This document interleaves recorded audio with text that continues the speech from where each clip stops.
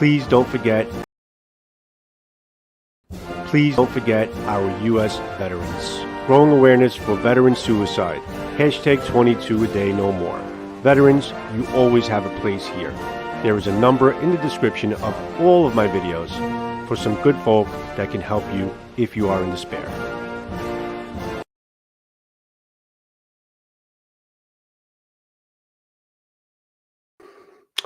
What's up, everybody? I was just about to say welcome to Blade Talk, but wrong show. So welcome to Steel Forge and Fire, Sword and Knife. This is Joe. How you guys all doing here today? Actually, it's been a while since I did one of these lives. Since it's been many months actually, because I've been so busy with Blade Talk projects that I haven't really been doing any live on my channel. So I want to try to give all my sword people a little love.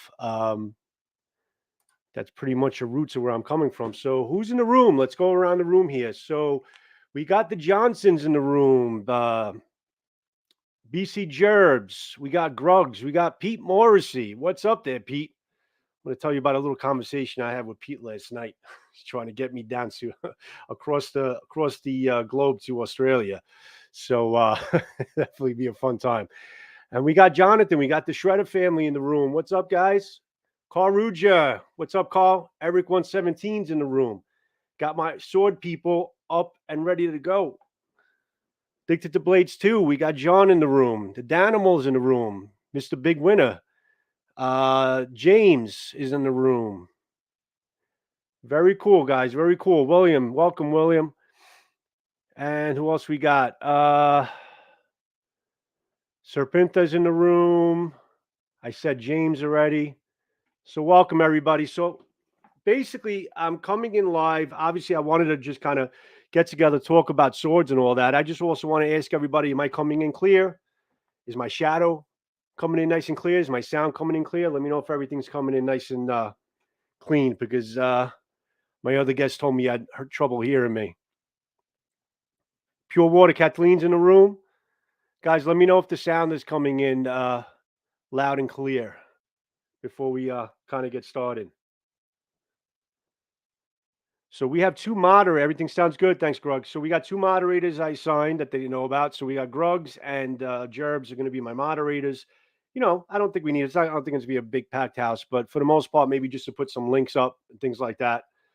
Some people I shout out and all that. So if you guys can take care of doing that. Eric, how you doing, buddy? I know you're working, you're busy, but I know you're kind of listening in.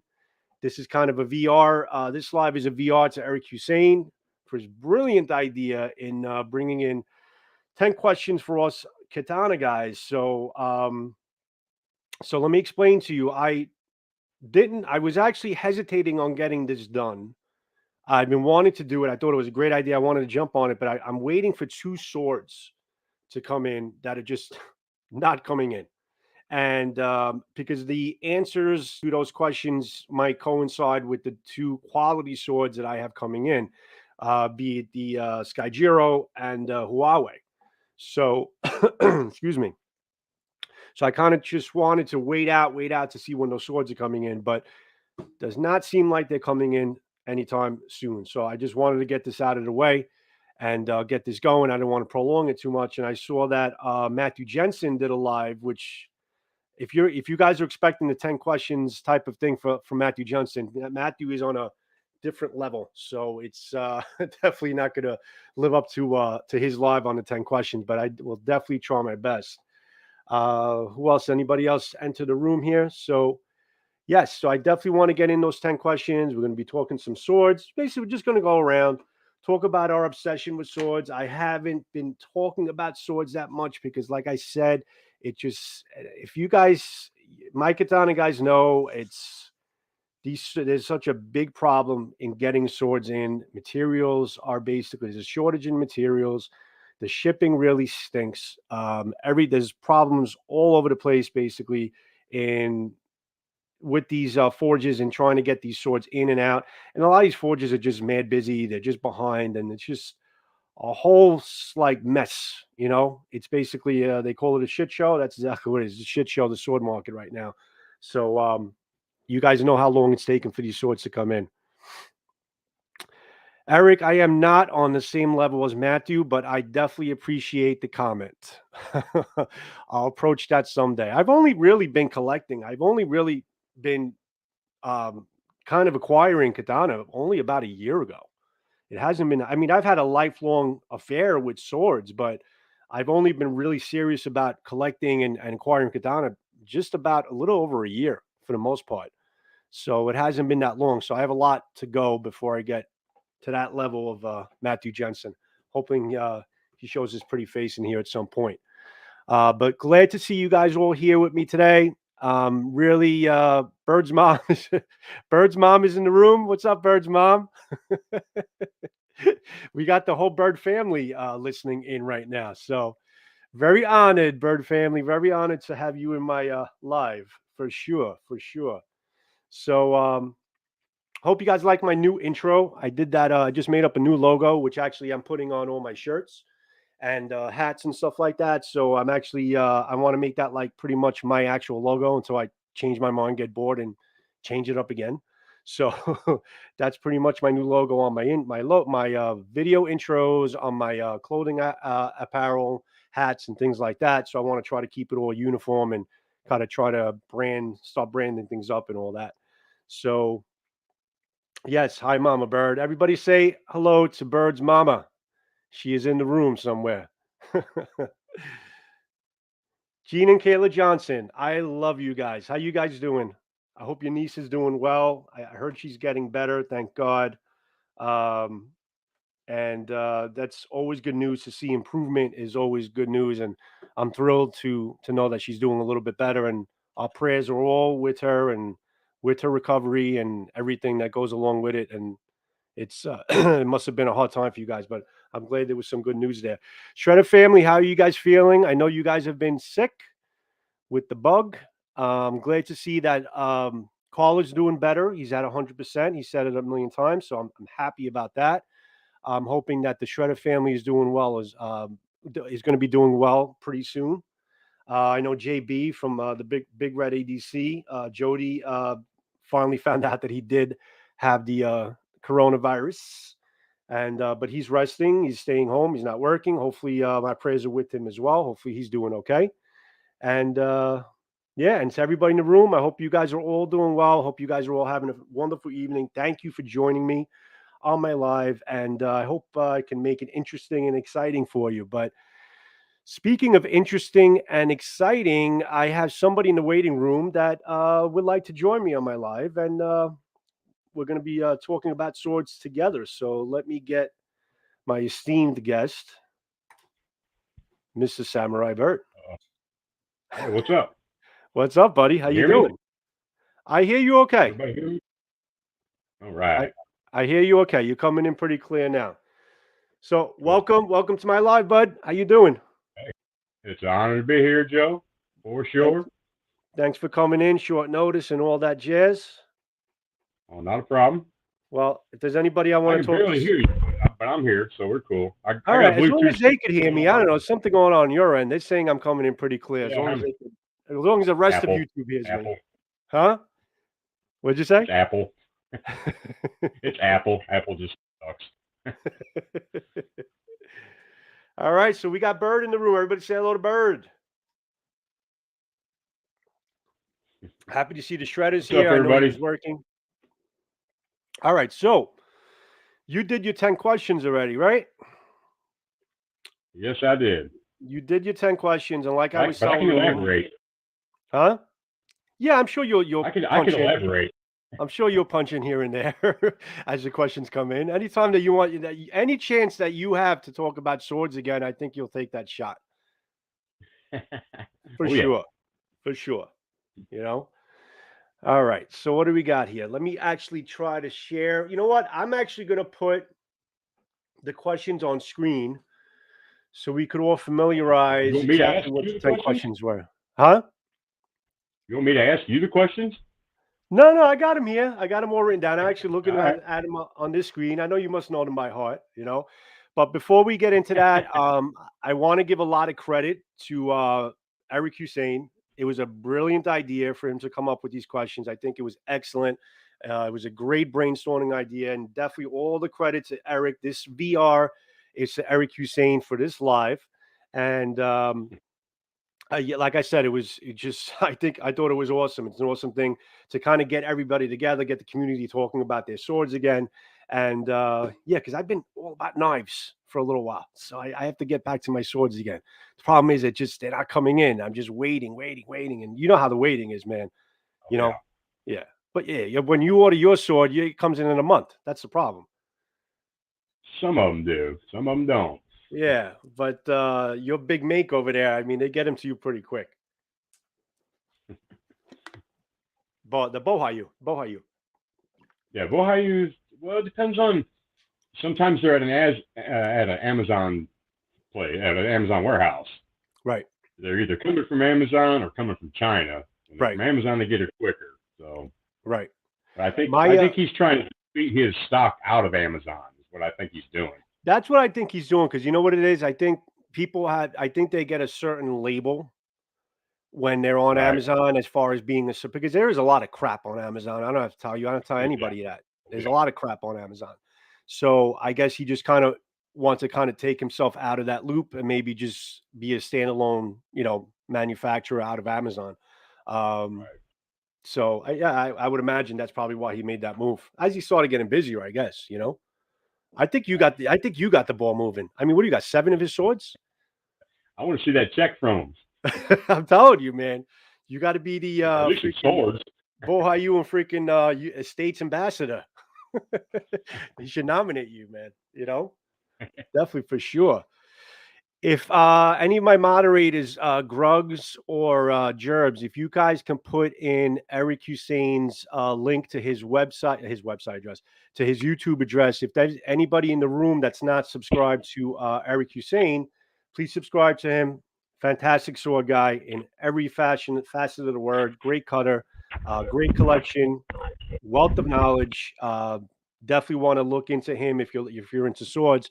So if we can get his link into the chat room, if anybody is not subscribed to him, if you guys could throw him a little love, that would be great. And also because this live is dedicated to also to his 10 questions. So if one of you guys can put that link into the chat room, that'll be fantastic. So let me share the screen and let's get going here, there, Bird. What do you say?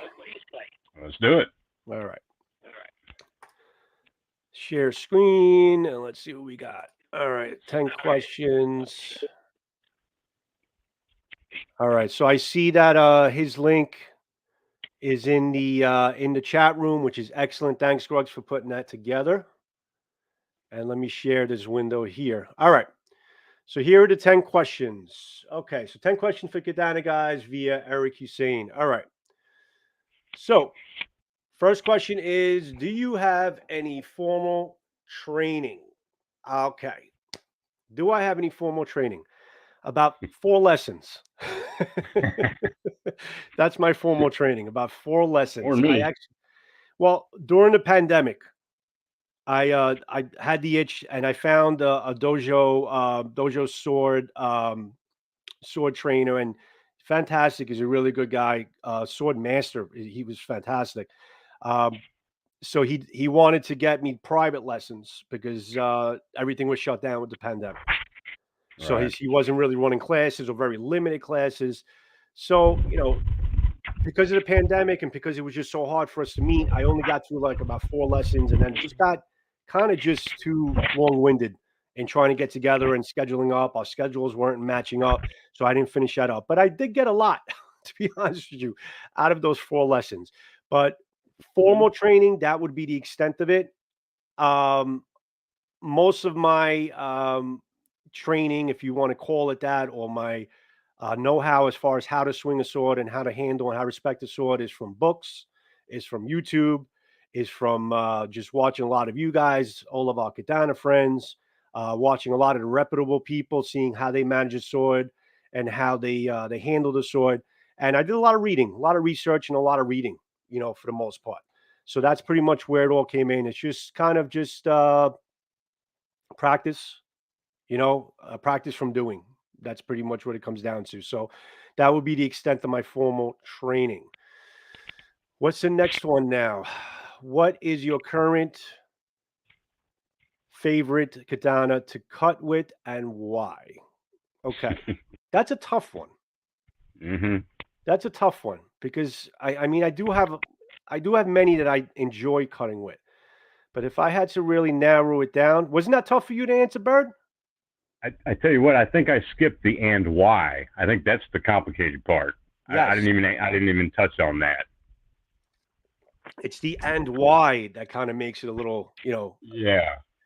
confusing to not confusing. It makes it a little more difficult to explain because Right. then you have more. What's up, Mikey? Mikey's in the room. What's up, buddy? Thanks for joining us, man.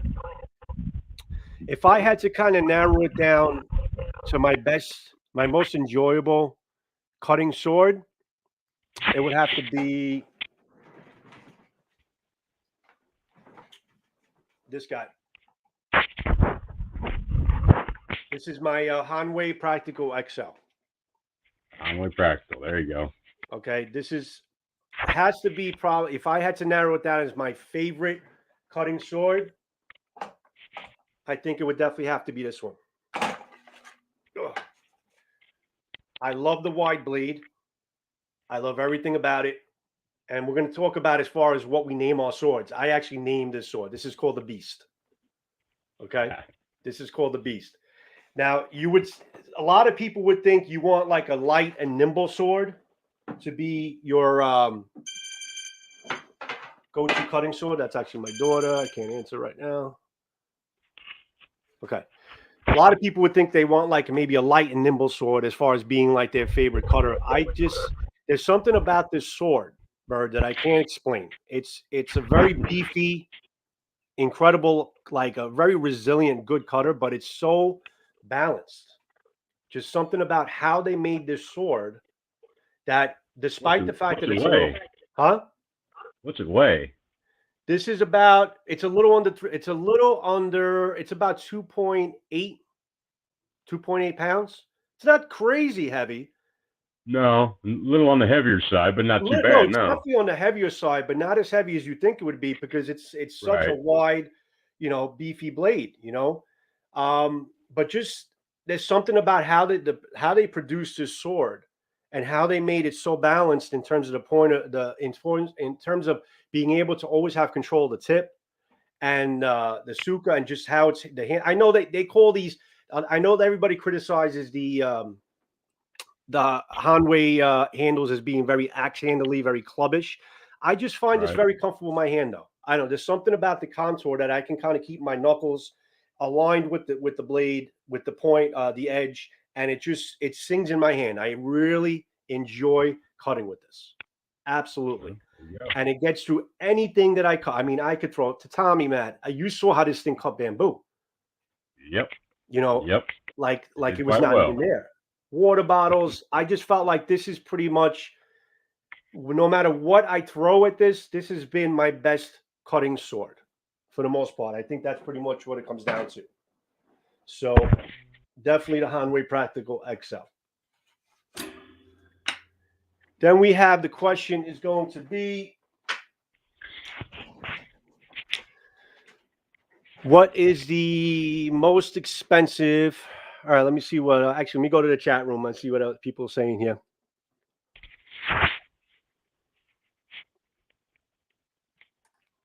I seen Eric talking about your sword is coming to me. Oh, the Raptor. Well, I was going to mention the Raptor and show the Raptor, and I went looking for it today.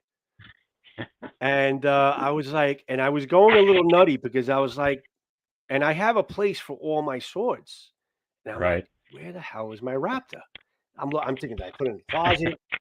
Totally slipped my mind that the Raptor is on world tour right now. So, and then I'm like, oh man, that's what a Raptor is, because we were talking about blade geometry. So I definitely I was actually going to show the Raptor and stuff. So yeah, that's where my Raptor is right now. So what do we got? Most expensive katana in my collection. Now, like I had said, I haven't really been collecting for years. There's a lot of good swords that I have my eyes on, but it takes time to acquire and get things together and all that. And it takes so long for them to come in when you order them. So it's disheartening sometimes when you order a sword. Like I hate to talk about Huawei, but Huawei is one of those swords that I'm waiting to come in. No. And I do have a story behind it, but I'll get to it later. I'll definitely get to it later. I got the weirdest response from them, Bird. You have no idea. After not hearing from them for months, the response I got from them about an explanation of why it's taken so long for the sword to come in is utterly ridiculous. But all right, most expensive katana in my collection. All my katana are pretty much around the same price points, anywhere from about 200 to about 450. I don't really have very expensive katana. I've had expensive katana that I tried and got rid of real quick as loaners, but I don't physically own any very expensive katana. I know one day, I'll customize, I'll do some things, but for now, being that I'm only collecting for about a year, I don't really have very expensive katana. So if I have to say what my most expensive katana would be, I think it would be my this is my Jaeku. This is what was one of my first customs I made with them. Now, the reason why this is a little bit more expensive is because it's a folded Kobu style blade. So this was a little bit more expensive. It's also huge. It's a 30-inch blade and a 12-inch suka. Now I just got this sword back because this sword I haven't had this sword for about a year. I just got it back because I sent it to a friend of mine in California, which I'm forever grateful for him, because this was one of the swords I had a bad fit and finish problem with Jaeku. Right, I remember now. The suka wasn't fitting onto the tang right. Everything was jiggling and rattling. It was just not fitted right. So what he did was he completely removed the old handle, the old suka, put a new one in. Did new Sukamaki, and everything is brand new. He also it's a full wrap Samigawa too on this handle. That's what I was going to ask. I thought that was a full wrap. That adds price too. It's hard for me to get it on the screen, but yeah, you can't really tell. But I mean, even the finishing pieces, everything is really nice. It's a really tight. You see, there's no creases. Right. It's hard to tell, on these little webcams, but it's a really nice piece. Everything is very tight. You notice there's no Makugi pegs, right? Ah, is it hidden under the knots? Huh? You got them hidden under the knots? No, there's no Makugi pegs on it yet. He didn't have a drill to kind of make the holes up. So he said he was able to put together, but he didn't have like a precise drill to kind of drill the holes. It's not a pro guy. He's just a sword guy, and he's a friend of mine in Cali. So he did me a big favor. I can drill the holes for you. Huh?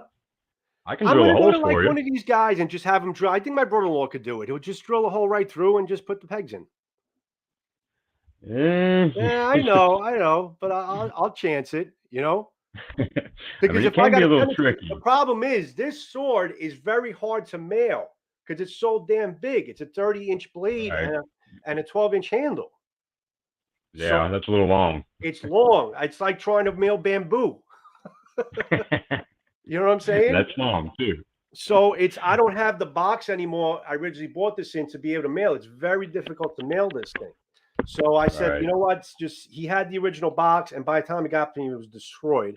So I said, just mail it back to me, and I'll get the Makugi pegs put in, and I'll take it from there. But other than that, this is probably the most expensive sword. It's a custom fit sword, I should call it.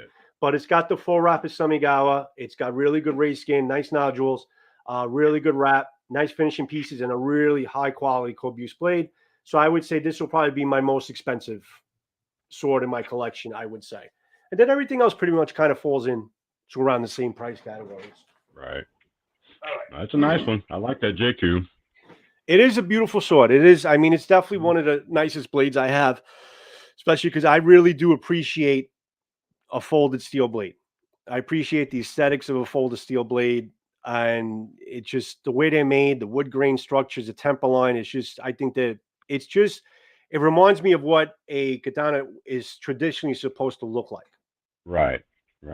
So I appreciate the work that goes into that type of blade, and that's probably why it's one of my favorite pieces, and that's why I really went through the trouble of getting it refurnitured up, just so the Right. blade, I don't waste the blade and I can still use it again, you know.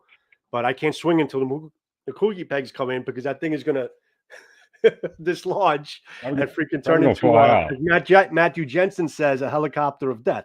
You I was know, just gonna say, what's that Jensen said? The helicopter effect. Yep. helicopter of death. You know. What else we got here? Yeah, it's definitely a beautiful sword. So now the next one is, how often do you swing or practice?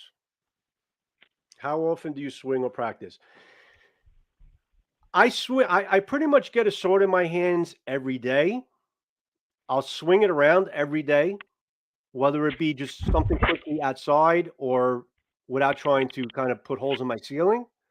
Um, but I always have a sword in my hand every day. As far as, I won't call it practice. I don't really like practice. I think most of the times when I'm swinging a sword, it's usually to make a video or to cut things and record it. But I have a sword in my hand every day. Do I cut every day? No. I wish I can cut every day.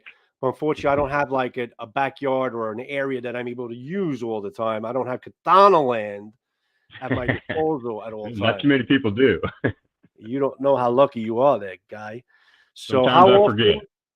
I try to get a sword in my hand every day and just kind of just keep the shoulders moving, grow the muscle memory, and keep the motions, as many times and as many repetitions as possible. I don't cut every day, but I definitely swing the sword every day. Yeah, And that's Noto, still I do, practicing. yeah, Noto, everything. I try to, go through all the process. I even put my Obi belt on here and there just to get the whole feeling of basically having the sword at my hip. Kids think I'm crazy, but I don't care. So It's fun. it is fun. It is fun. But yeah, you definitely got to keep the muscle memory going. But yes, I Yeah. wish I want to get to a point where I have the opportunity of being able to cut every day. Ryan McLaughlin, Ryan McLaughlin is in the room. What's up, Ryan? How you doing, What's bud? up, Ryan? I'm very jealous of your Motohara there, guy. That is a Really would nice love to one. know. I really would love to know how you got your hands on one. That's awesome. Very happy for you. Yeah, it was real nice. It is awesome. It is a beautiful sword. I mean, there's just something about a Motohara when you see it. Yeah. The Habakis are always completely a different animal from everything Yeah. else on the market. Nobody comes close to the beauty and the structure of that Habaki on the Yeah, they are Motohara blade. unique. Yep. Extremely. The blades are beautiful, but there are a lot of beautiful blades that I have that I could say, oh yeah, you won't. If you had to put the blade side to side, you'll say, okay, you can't really tell them apart. But there's so much else about that sword that Right. it's a Motohara blade. And obviously when you get it in your hands and you swing it and you feel it, that's a different animal altogether. But there's just that.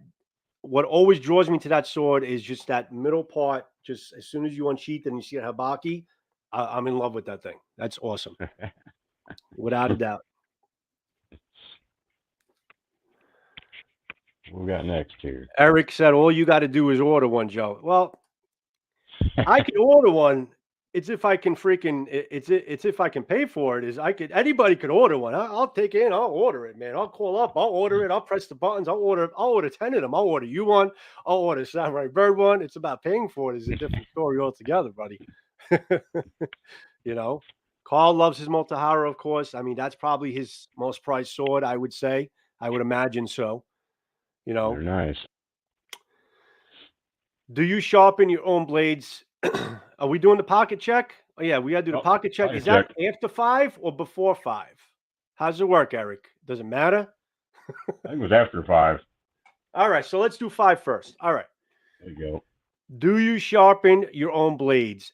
Abso-freaking-lutely. go. Absolutely. You cannot. Um, I don't think that you can honestly collect, use, and maintain katana without learning how to sharpen your own blades, Yep. because it's not cost effective to send your swords out to get them Right. sharpened whenever you need them sharpened. It's not going to work. You're going to lose your obsession. You're going to lose your motivation to stay in the hobby if you can't sharpen your own blades. So I I agree. actually had a conversation with somebody the other day, and he told me he just ordered You hear me okay, right? So he just Yeah. ordered a Jaeku sword, and I actually went through the whole process. I've been helping him out as far as picking the pieces and picking the steel. I even told him, according to how tall you are. I helped him in kind of putting it all together. So he's like, I Right. have it, but I'm afraid to really use it because there's nobody in his area that can sharpen or that he can ask any knows anything about it, or wherever he's in a rural area that he can maintain it. So I says, listen, if that's the case, then it's got to be a wall hanger and you admire it. But if you're going to use it, you got to be able to maintain it and take care of it, Yeah. because you're going to, it's going to get dull and you're not going to want to use it anymore. You got to have that whole practice of how to take care of a blade. And yeah, Yep. sharpening your own blades, I wouldn't have it any other way. And listen, I learned like everyone else. I use a multitude of things. For the most part, the workshop with the from Kenya Onion, the with the blade grind attachment, so I could freehand it. That's the best way to kind of, yeah, freehanding is definitely the best way to sharpen your sword. Do you freehand with the or you use the guide with the Kenya Onion? I use the freehanded thing, and then I use the tool attachment, the tool grinding attachment. The edge, yeah, the edge grinding attachment. Right, exactly. Yeah. That's what I use. Right. Yeah. Yeah. So that's basically freehand. It just gives you a slant on the belt so you can kind of guide it in a little bit easier. Right. Yeah, exactly. Um, but yeah, that's definitely the way to go. And then you know what? I sharpen all my stuff. I sharpen my EDCs. I sharpen my buoys. I sharpen, Yep. I sharpened an axe for a friend of mine. So you just start getting into it, you get into the groove, and you learn how to do it. So do I sharpen my own blades? Absolutely. I couldn't have it any other way. And I don't think I would be in the Yep. sword hobby right now if I didn't sharpen my own blades. No, if it wasn't for the workshop, I would have probably lost interest because I was having a heck of a time trying to figure out sharpening stones and all that junk. Yeah. And I gotta tell you, if it wasn't for being able to do it freehand with the workshop, I don't like No. that guide that comes with it. And if not for that extra attachment that you're able to freehand it, it's a little difficult. Yeah, I don't use that guide. I took that thing off. Yeah. Yeah, I took it off as Just soon as I got it. freehand it. I don't think I even know how to put it back on again. It's off and it's off again. That's pretty much it, you know. So what else is everybody doing in the room here? I think they got their own show going on. They do. Sharpening blade is like a fire, great for the soul, without a doubt. It's actually very therapeutic, I think. Gene, it's a very don't you find sharpening your blades therapeutic? Yes. Oh yeah. Isn't it? Because you really got to have deep concentration. You got to kind of Yep. focus on what you're doing. You can't, you have to really focus on the blade at all times. You can't look Yeah. away ever. No. I find it to be very therapeutic, kind of just Very sharpening my very blade. meditative. Definitely. I mean, I'll put my music on in the background. I'll blast my 80s. I can put my 80s bands on. It's the truth, man. And I'll just freaking sharpen away. You know what sword took me the longest to sharpen is the my European sword. That Oh, I was a bet. pain in the ass because I bet. it's a double edged blade, you know, and it's you have to do two passes on each side, double edged. I think that took Right. me You about an really got hour to and a keep half. track of what you're doing because you could Oh, mess up and the it's a long geometry real blade quick. too. It's a big blade. That was a Yeah. real tough time in trying to get that I want going. to get that sword. I like that sword. I'm impressed by it. Yeah. Me too. I like it. I was impressed for the quality of what you're getting and what they're able to give you for about $130, bro. Yeah. That was nice. I Real mean, nice listen, price. the Ronin Euro line is in the 250 to 350 range. Those are Right. definitely better quality swords. I'm not gonna not ignore the fact that they are better quality swords, but they're also Right. 350. Some of them, you Yeah. know what? Some of the ones that I like are in the 450 range. I think the Right. Model 1 or Model 2, with the wide ass blade. So, Yep. you know what? To be able to pick something up for about a buck 30 and have it cut for I'm you hip. and handle itself the way it did, I was very impressed for the price for what they're giving to you.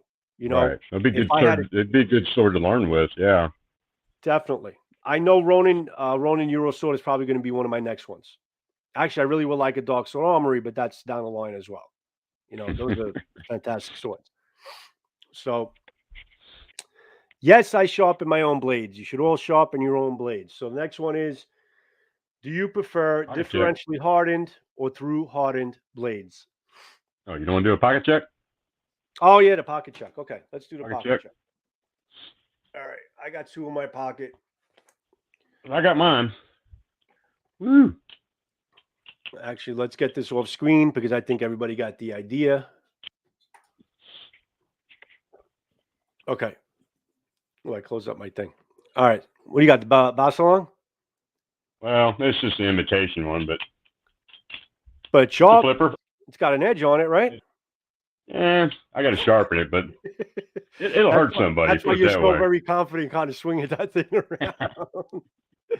Yeah, you gotta know what you're doing. I have one from Captain Electro, and I have yet to open up that thing and deal with it the right way because that thing, he gave that thing to me. It's a freaking razor. And Cap, thanks for giving that from him. Huh? Probably from him, yeah. It's gonna be sharp. That thing is a razor, so that thing scares the shit out of me to kind of open and close. I have the Crkt Bombastic. Ooh, I like that. It looks like a little bomb. I like that. Bombastic blade. And you know who this is made from? Who it's designed from? Can you see? I can't see it. But... You got to even see it. Hold on. Wait. So I couldn't see it. Ken Onion. I got a real small It's designed screen. by Ken Onion. Oh, really? Yeah, Ken Onion actually designed. This is his design. Really, I mean, I love CRKT blades, but I fell in love with this design. I love the spear point. It's got great steel. It's got great action on it. I really like this blade a lot. Great little flipper, nice little fidget master. It's very, very cool. So I have this, and I also have my buck. Gotta have a buck, and this is the Buck Vantage. There you go. With that rosewood handle. Very nice blade, buck quality. All right. That's my 2 carries for the day. You guys want to put your carries in? You can put your carries in. I'll read them up a little later. If not, I'll just keep on going through this list. All right. When start with.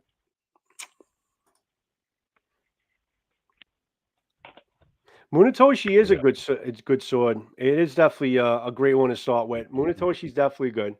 They're just hard to get too. They're sold out all the time too, man. Those Munetoshi swords. I mean, there's a couple that I have my hands on that I had my eyes on. I couldn't really. It was really hard for me to get in stock, but I haven't looked for a little while.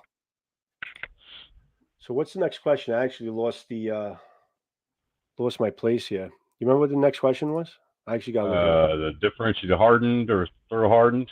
Oh, okay. Yes. Bring that up again. Okay. Yeah. So the question was, do you prefer differentially hardened or through hardened blades? I have always preferred differentially hardened. There are perks in listen, if you get a good differentially hardened blade, it's going to handle very well. And it's going to be far superior than a through hardened blade if it's tempered well and if it's done from a good smith. If you get a differentially hardened blade from a bum smith that doesn't know, that basically had an off day and he didn't heat it right, or he heated it too much or not enough, just didn't have the right temperature, you're going to have a bad blade. But if you get a good smith that gives you a good differentially hardened blade, I think they're the far superior blade. What do you think? Just don't get a naginata from Ryan's sword. Just don't get a naginata from Ryan's sword. Anything else? No, they emailed me today. I might as well say this now. I told you earlier, yeah. So they emailed me, so they're supposed to be making it right. So we'll see. I'm sure I'll do a video on it. They're afraid of your almost 4,000 subscribers. I'd like to think that, and I hope so, but I did send them a video, so they know who I am. You would hope that they would do the right thing. I would hope they'd have done the right thing in the first place. Not have to rely upon that. I didn't want to have to throw that in their face, but that's what it took. I honestly feel bad for the people who actually are who don't have channels and are not able to really post, their progress, what they did with the sword and post anything, and just buy swords like that as just a general public. and complain Right. about something and them not believing them or whatever it is, I actually feel bad for them because it's, you know. Well, that's something I wanted to touch on in my next video when I talk about Ryan's swords. I wanted to tell her, hey, videotape your unboxing, go straight out and cut something. That's the best way to cover your own ass. You have to. You have to. I mean, whether you have a YouTube channel whether or you not, got a channel or not, just videotape it. get it out there. Video it. Yeah, get it out there. Even if you don't plan on making it you don't want to be a content creator, it's not what you want to do, record it and somehow get them the recording and just show them, listen, I cut. Yeah, I mean, that's what I'm saying. Just get it on video to where, something goes wrong, then you got that. Yeah, you have to get it on video because then it's your word against theirs. And then they can decide to do whatever they want. I'll tell you what, after this experience, I will be doing that every time now, for sure. Yeah. Whether I post it or not, doesn't matter. I'm going to tape it just so I have it. Yeah, I have never gotten a new sword and not recorded every single cut, especially the first couple of cuts. Just to have it. I just got lucky and did it with that Naginata. Usually I don't. Usually I'll go out and cut and then make a video. But yeah, no more of that. Right. Yeah, I mean, even if you don't decide to post it, just so you have it on tape, Right. It's a good idea, for sure. Differentially hardened. The reason why I also like the differentially hardened, because I'm a sucker for Hamon. I need to have a beautiful Hamon line because a katana. Listen, I do have certain katana that don't have a Hamon line. They are true hardened, but that's just the nature of the blade. Like the Raptor. Spring steel. The Raptor is a true hardened blade, so you don't see a Hamon line there. But it's a spring steel, right. So you're not going to have a Hamon line there. You can deal with it there, but for the most part, I need to have a beautiful Hamon line. It's not a katana if I don't have a beautiful Hamon line. So that's why I always choose to go with the differentially hardened, along with the fact that I think just it has a little bit of a flex, or it gives a little bit on misaligned cuts enough where it's not going to crack or break. And that's why I think what happened with your true hardened blade, it didn't have any backing as far as the spine to give a little bit. It's, how should I describe it? It's almost like getting, like those, like those freezer packs when you get like a boo-boo, and they give you those freezer packs.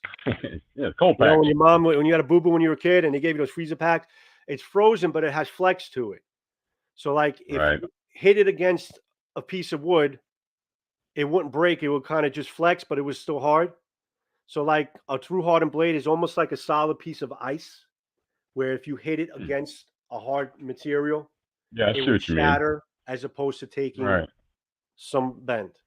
That's the best way I can describe through hardened and differentially hardened. Don't get me wrong, there are some really good through hardened blades that are tough as hell, but as a general rule, I just think the more resilient blade is the differentially hardened, and it's definitely the prettier blade, without a doubt. Right.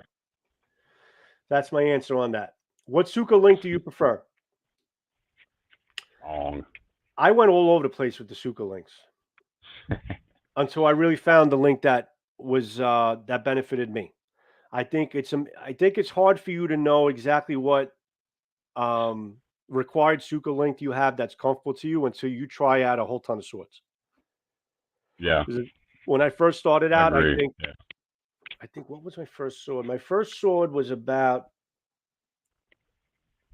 10.5 inch. One of my first katana that I ever had my hands on. And now it's actually, I grind it down. It's my Lido sword. It's dull. I dulled it out. But it was about 10.5. I said, you know what? I need more real estate. I need to spread my hands out a little bit. So then when I started ordering some swords, some custom swords from Jaeku, I went nuts and I went with like a 12-inch Suka. 12-inch was it was comfortable. I was able to swing with it, but it was too long. Right. So I realized that I think my optimal length is exactly 11 inches. It's pretty much optimal for me. So if I had the option of choosing my Suka length, I think it would be exactly 11 inches. What about you? I'd go with that. I mean, a lot of mine are 10.5. I got a lot of 11s, a couple 12s. I like the 12s, but 11's just perfect. 11 is pretty much, I think, where it falls into my comfort zone for me. So I think 11 inch is my favorite favorite length. Favorite katana blade geometry, Mr. Eric. That's a tough one too. Yeah. That's tough for me because I only got one type. Right, you have only one type. You have Shinogi Zakuri, right? Or you're all I got. So. Right. Pretty easy question. Pretty easy Surprised answer. Do you ever have an option to pick a different blade geometry of Bohayu? I'm sure if I could get it through translation, I'm sure I could get something. But as far as what they offer, that's pretty much what they offer. Really? They don't give you any options for anything else? No, they say they can make custom stuff. So I don't know. Maybe if you ask them, I never asked them. I'd like to try and see what they can come up with. But I mean, it looks like they're going through a transition, so I wouldn't really want to bother him with anything. I was going to actually go to Jaeku and get some kind of different geometry just from that question, just to just to have something different. Yeah, you definitely got to change up yourself a little bit. So it's crazy that you have all the same. Oh yeah. Yeah. So your answer is Datanukis, Dodanakis, whatever. I'm waiting. The Huawei coming in is a Datanuki blade. Yeah, that's what I want too. I want one of those geometries. Whatever the hell that comes in. Grugs, not Grugs. Gerbs, thanks for joining us, buddy. I know you got to head out. Yes, thank you to all our service vets. Any blessings to you there, Gerbs. Thanks for coming in, buddy. I really appreciate it. Later, Gerbs. We got. I'm sorry, my answers are the only correct answers. 10. The only correct. Sukulik, please do not research or experiment yourself. Conformity is the only option. You son of a bitch. Yeah, he's all right, man. Mr. Matthew likes his 10.5. That's what he likes. Yeah, so I like my 11s there, Matthew. Thank you very much. Did a lot of experimenting before I got into that. So pick your link, guys. Or just listen to Matthew. Actually, just listen to Matthew. If Matthew says 10.5, then just do 10.5. The Lord has spoken. There you go. I love you, Matt. It's written in stone. It's written in stone by Matthew Judson. That's awesome. That is awesome. 10 questions, 10 commandments. There you go. All right. So we got, what do we have? The blade geometry. I would say, for me, I'd same answer as Eric's. I mean, it's the Hirazukuri or Unakubi Zakuri would be the two blade geometries that pretty much for cutting. But I don't want to become a hypocrite though, because the geometry of my favorite sword to swing around is my Hanwei Practical XL, and that's just a different animal altogether. That's just one solid blade. So it's hard for me to say, but if I had to pick one, I would say the Unakubi Zakuri. I just think like because you have that, and I wish I had my Raptor to show right now, but I don't. It's somewhere over there, somewhere. And but I like the metal that's taken off from the upper 2/3 of the blade really gives it so much balance, and you'll see it when you're swinging it around. It is definitely a larger. The Raptor is not your typical Unakubi Zakuri. It is definitely a very beefy Unakubi Zakuri blade. It's not your typical. Unakubi is a little slimmer. This is it's almost like a Hanwei Practical XL, but in Unakubi's form. Okay. If that makes any sense. It's a beefier Unakubi blade. So, but interesting. It's very balanced though in terms of how they made it. So I would say, in terms of the blade geometry, I would say Unakubi, and coming in close second would definitely have to be the Hirazukuri. I mean, because that thing is a slicer. I mean, just the whole straight V shape all the way up. It's fantastic. So I would say those two, but I still say that my Hanwei is my best cutter. Do you name your swords? I think we all name our swords without knowing it. Yeah. All right. Let me give you an example. Let's just say you get some custom swords. Let's just say you're shopping from Sino Swords or Swords of Northshire. That's another one altogether. You're going to say my Jaeku Hirazukuri, or my Jaeku Shinogi Zakuri. You have to give it some kind of a label. You're not going to know what the hell sword you're talking about. So you got to label the sword somehow. You know, you're not calling it Peggy Sue, but you got to kind of label it somehow. You know, if you got more than 5, you need to identify them some way or another. You have to. Yeah. Some people like them big. Some people like them huge. Like the huge. Matt, I'm imagining. I think I know what you're talking about, but I don't know what the conversation started at. But but I can that see could go a lot of different ways. Yeah. Take off for a bit. Kids are starting to get crazy. Eric, your kids are always starting to get crazy. Every time you got to come off. Don't blame it on your kids all the time, Eric. Okay? Nah, thanks for coming in, buddy. I appreciate it, man. Thanks for coming in for a short time. It's do I name my swords? 2 swords in particular that I named only because Swords of Northshire has a service where you you can inscript something onto the blade. So those are the only 2 swords I physically gave names to. Now, I don't know. Okay. You see those 2 swords on the wall there? Yep. Right up there? Those are 2 Swords of Northshire swords. The top sword is called, I named it the Silver Dragon because it's got all silver finishing pieces. So I called it the Silver Dragon, Silver Habaki. And the sword on the bottom is actually the, I think it's Dragon Fire or Dragon Breath or something like that. But you know what? They gave me the option to name them. So I kind of wrote that on the swords. You know, those are my first couple of swords. And I thought it was so cool to call them dragon swords. So those are my 2 physically named swords. But yeah, that's Silver Dragon and Dragon Fire. I told you I named my Hanwei Practical XL the Beast. And I think it pretty much stops there. And then I have my Jaeku Hirazakuri and my Jaeku extra wide blades. So there's a label on all my swords. Whether we know it or not, we're naming all our swords somehow. Naming it by the brand, or you have the Raptor, or if they have names that they come with already. Well, all our swords have names. I mean, I think that's what it comes down to, whether you do it on purpose or not. What was your most successful cut or cuts?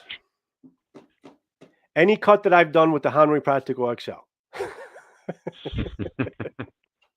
It's about my best answer. That's my best cutting sword. The best cuts I've had in any time, any short period of time that I've been cutting has been with the Beast, with the Practical XL has been my most successful cuts. I've been most successful in cutting tatami with the Beast. I've been most successful cutting water bottles, and most recent Katana Land bamboo with the Practical XL. So I would say my most successful cuts are whatever I cut with that sword. All right. I'm not a trick cutter. You know, I'm not pretending here that I'm not going to sit here telling you I'm a professional cutter or I'm a great cutter. I'm not a trick cutter. I don't pretend to try and do trick cuts. I've done some doubles, you know, but I don't pretend to be a trick cutter. So I can't say, yeah, I did a quadruple, you know, with a pool noodle. You know what I'm saying? You're not going to see that from me. But in terms of solid, good, even solid, successful cutting or cutting sessions is whenever that Hanwei Practical XL has been in my hand. So that would probably be my best answer for that. You know, I don't remember your answer. What did you say? Let's see. I did a video, and I don't know what you call it. I had 4 bottles and a 4 bottle stacked on top of that. And I think I cut through all of them, but I didn't cut through 2 of them all the way. Right. So that was probably my most interesting cut, I would say. It wasn't the best because I didn't pull it off, but it was so cool, man. You know, right. That and the one where I curly through the bottle when you cut. I've seen some pretty good bamboo cuts that you've done. At least on the videos that you doubles show. are. I mean, yeah, doubles are pretty. It's almost I can do them without even thinking about it. It's hard to pull off a triple or anything. It's with bamboo. It's more the trick of having a lot of it, more than just doing a trick off. You know, I mean, you've done it. You know, it's more. You know why I think? Let's go cut the 4. You know why I think I didn't attempt any doubles with the bamboo? Because where I was cutting, I have backyards one on top of each other, like one after the other. It's not open land. So you only have like a fence. Kind of confined, yeah. Maybe a 6-foot fence. So anytime that I did some doubles, I would find the bamboo flying into other people's properties, hitting their windows and shit. So I couldn't attempt them because you know how it is. If you're in Katana land and you have those bamboos are flying, you don't care because you're hitting the tree, you're hitting leaves. No, you said that it just dawned on me how many times I've made them pieces just fly 30, 40 feet with no problem. And I don't think about it because there ain't nothing around me. Nothing around. So you don't care about doing your upper swings and having the pieces of flying trajectory, items flying, 50 feet away from you. But the fact of the matter is, if you don't have the space, right? If you don't have the space, it's hard to do those doubles. Now, when Eric is doing his doubles, mostly with pool noodles, if those things are flying around, they're not gonna hurt anybody, and they're not going far. Yeah, you're not gonna break a window. You know what I'm saying? But if he's got bamboo that he's trying to do doubles with, it's going to be a little difficult because those things really fly. I mean, those things are projectiles. Yeah, it'd be bouncing up against his house. Yeah, so I had to make just pretty much downward even cuts. I couldn't do any upper swings, because I did it a couple of times and it was flying to other people's property and they have kids playing next door and I don't want to hit them in the head with a piece of bamboo. Right. So these are like, they're not stupid things, but they're things you have to consider. You know, when you're cutting, as far as the space that you have and where you can cut. So, but if I had the space, I would attempt a lot more doubles, but I just don't. I don't. So it's just about me. My good cuts are even cuts, edge alignment, and successfully getting rid of the target in front of me. That's pretty much, those are what I consider my good cuts. And being able to kind of demonstrate the sword, test out its abilities, check out the balance, see if I have any control, how much control I have over the point, POB, and all the 9 yards. So that's pretty much what I try to achieve with my cuts. So yes, those are my successful cuts with the Hanwei Practical XL. So Mr. Eric Husayn. I combine Carl and Carl Ruja and Eric Husayn. Well, that'd be a monster, wouldn't it? Could you imagine a combination, a combination between Carl and Eric together? That would be just, it'd be pure ninja. It'd be a ninja. Imagine? That's pretty frightening, man. So let's see what same theme and cock of the walk. That's actually pretty good. I like that one. I definitely like that one. Mr. Eric, excellent 10 questions, buddy. I hope I made you happy with my answers. A couple of them the same as your brain length. I think a lot of us Katana guys will answer many of them exactly the same. Yeah. For the most part, if you've been around Katana enough, I mean, everybody comes into the same category, I think, in terms of the answers and all that. So yeah, those are my 10 answers.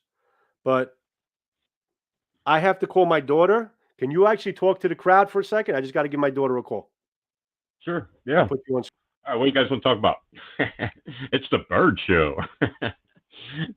Oh man. So, I want to thank Joe for letting me come on here. It's just a blast. I love doing the lives. I'd like to do my own, maybe in the future sometime. We'll see.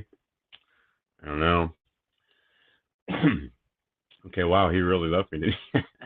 Let's see, I can read the comments on the TV. There you go. Thanks for participating. It was great to hear you and Bird's feedback. Thanks, Eric. Animal.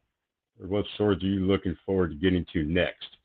Well, I think I want to try.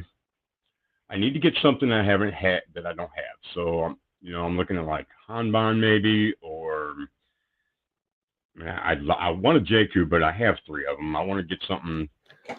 Back already? I have a Hanban coming in. Oh, can't hear you. You got volume? Yeah, I have a Hanban sword coming in. You hear me? I think I'm fine. Everybody else hear me? I think my speaker's dying. I think your speaker's dying. Yeah, I have a Hanban sword coming in. Actually, I've been asking them for a long time to send me a sample, and finally, I think they're sending me a Hanban sword in. So that should be coming in, I guess, with this. Oh, I can't hear you no more. You can't hear me? You want to come off air and figure it out? Chattanooga Chop is in the room. What's up there, buddy? He's probably the most dangerous man in the room with a blade in his hand. launch your stuff into the neighbor's yard is a real concern. Absolutely, isn't that? I mean, it's the truth. I mean, if you don't have the space and you're not careful with your cuts and you're launching things into the air, I mean, you could definitely launch it into other people's properties and knock people out in the head with them. So it's I can hear it on TV, but it's gonna be.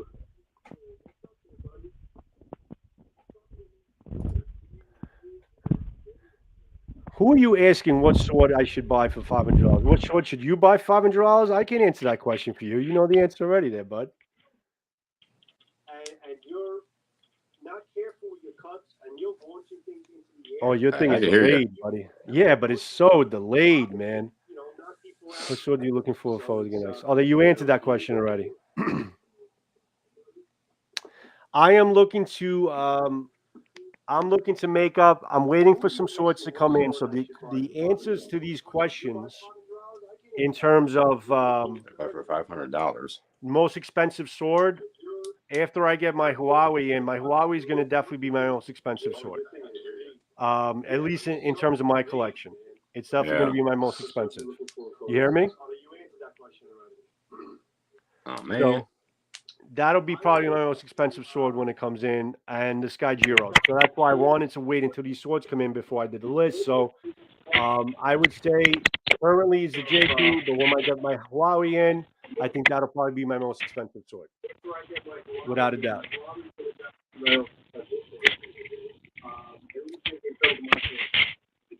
Eric, it's my pleasure. I've been looking forward to doing this for a little while, but like I said, I just really wanted to wait for those swords to come in, but I didn't want to wait any longer because it didn't seem like these swords were ever coming in. But I'll probably revisit it again. My volume's dead, man. What? Volume's dead? Your volume's dead?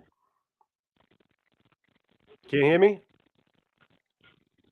All right, so I'm gonna bring you all. I'm gonna take you off for a second, Bert. I'm going to take you off for a sec. So basically, yeah, once I get those swords in, I'll probably revisit the list again, Eric. It's a popular question. I figured I would pass it on. For $500, what sword I would get for it's? You can't answer that question. It's hard. It's a hard answer. You can't answer that question without asking about 20 questions before you answer that question. What sword should you get for around $500? I mean, if you want to talk about what sword from a particular manufacturer for $500 and narrow it down that way, then maybe you can say, all right, if you're shopping at Hanwei, what sword is good for $500? Then you could say, all right, A, B, and C is good for $500. But as a general rule, what sword is good for $500? It's very hard to answer that question without asking 20 questions of that person before you answer that question.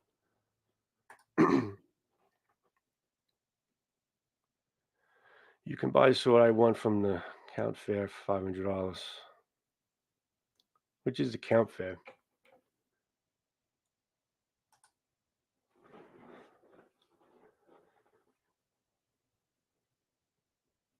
It's the pirate sword, but it's worth it.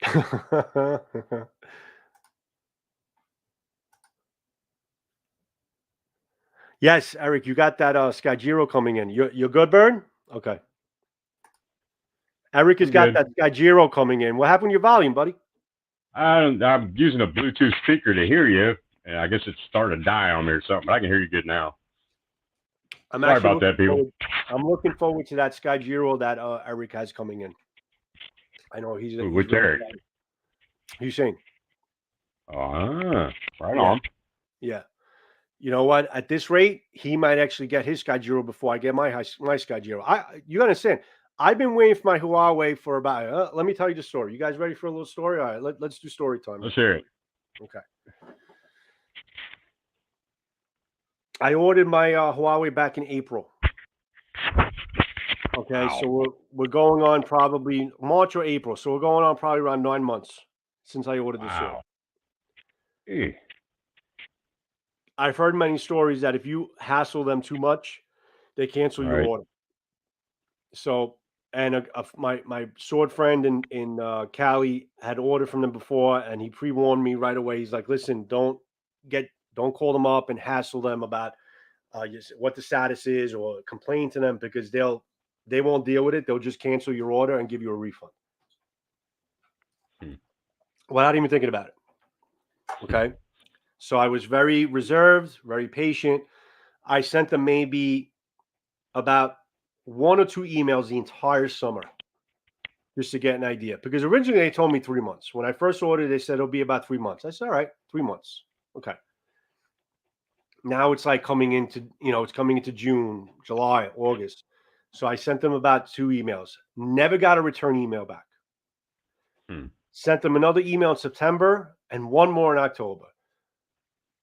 Since I ordered, I only got a return email back probably in November. The first return email that I got from them. Yeah. Actually, one in the summer saying, oh, we need more time. Okay, so one more in the summer. But the latest email I got from them, because I had requested to have a full wrapped handle, full wrapped Samigawa. I wanted a full wrap, and I paid extra for it. They got back to me and said, we're having trouble. Matthew, you listening to this one? So they're saying they're having trouble figuring out how to do the full wrap. What? Okay. If I can do it, anybody can do it. That's what's taking them so long. Okay. They're having trouble figuring it out how to do the full wrap of the Samigawa. When I ordered it, I asked them, can you do a full wrap? And he said, yes, it's so and so money. Okay. So according to her or him, I don't know if Jackie's a man or a woman yet. Nobody really knows. That's a mystery. Nobody really knows if Jackie is a man or a woman. That's another thing. So I don't know how to address him or her. Let's just call him him. So Jackie. He had told me that they were able to do it. Okay. No, Grugs, I would not ask for my money back, because believe it or not, Huawei is a very good sword. It really is. They are very well-made swords. And it is not uncommon for you to be waiting that long to get a Huawei. If people were getting them in a lot shorter periods of times, I'm talking about now. I know when Eric had ordered his, he got his in like a month or 2 months, but that was back then. It changed now. Now people are waiting that long to get a sword from them. So I am waiting because I am expecting a good quality sword from them, So that's pretty much what it comes down to. So eventually I'll ask my money back. If they really continue to give me the runaround, I'll eventually have to get my money back, because then, after a year or 10 months, 11 months, it's like, all right, how long do you got to wait? But so basically they said they couldn't figure out the full wrap Samigawa, which I didn't understand that. Okay. That sounds fishy to me. Matt, what is your response? Matthew Jensen, what's your response? What would be your response to that? I mean, have they not ever done a full wrap of Samigawa? Like, I just don't get it. Apparently not. And could that be an answer to why it's taken so long to get my sword out? Did the sword? I don't even know to this point if the sword even got started yet, because I didn't really get a straight answer from them. If it even got, I'm assuming it did, because if I just got a picture of a bunch of Chinese guys around a table looking at a blank sword and a piece of wood and a Samigawa going, like a comic. They have like a magnifying glass and they got a book. They're taking notes. They got the big glasses and stuff like that, and they're all surrounding the table like a patient. I could just, yeah, exactly. I could definitely just imagine it. What do we do next? I got my Huawei in 10 days, like 2 years ago. You know what, Eric? F you. All right. That's all I got to tell you. Okay. No, I'm busting your chops. Yeah, but that's 3 years ago. That was 3 years ago that they were able to get the swords out a lot quicker. But now it's not uncommon for people to be waiting, that frame of 6 months to over a year. Yeah.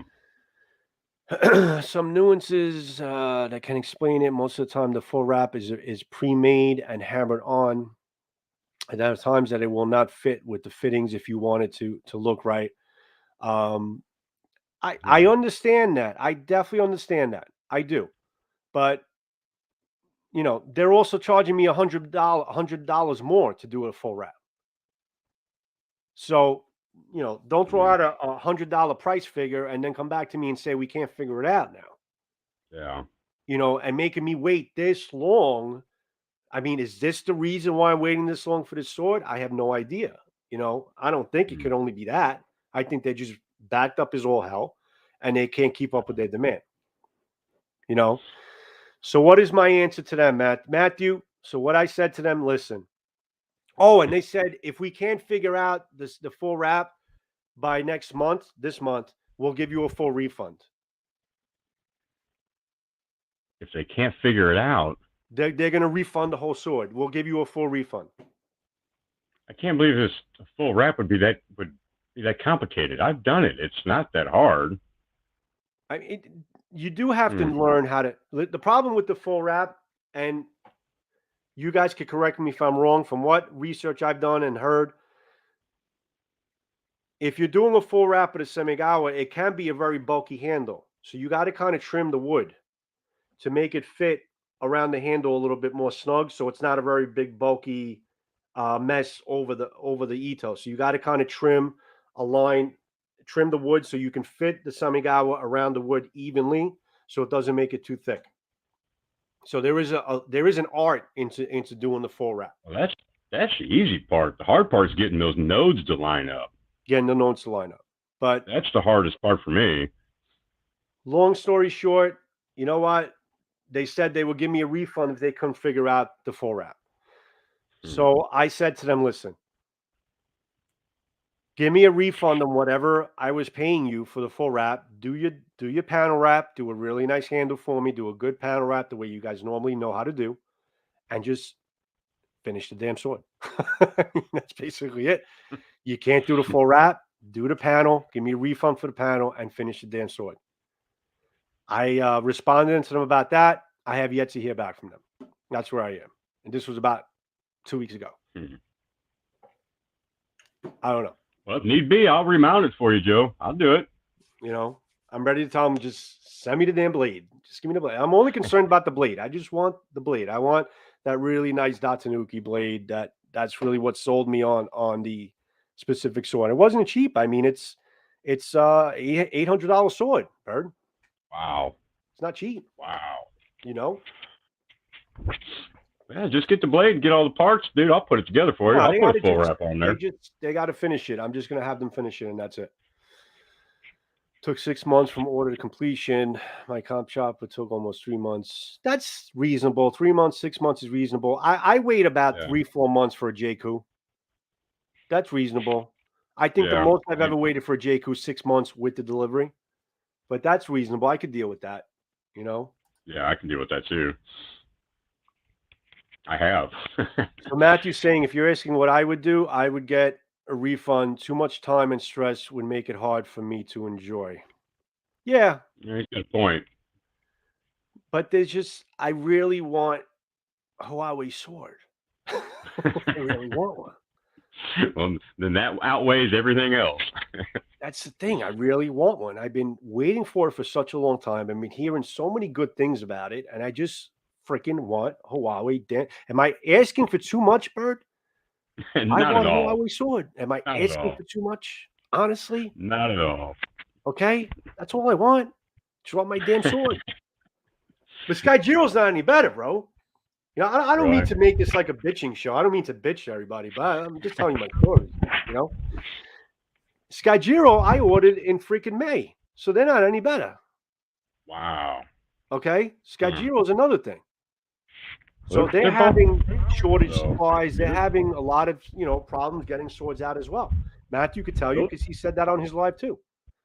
They're the two biggest companies, really, though, ain't they? Say it again? They're one of the two biggest companies, though, ain't they? I mean, pretty much. I don't know about two biggest. No, I wouldn't say Skyjiro is that large of a company. No.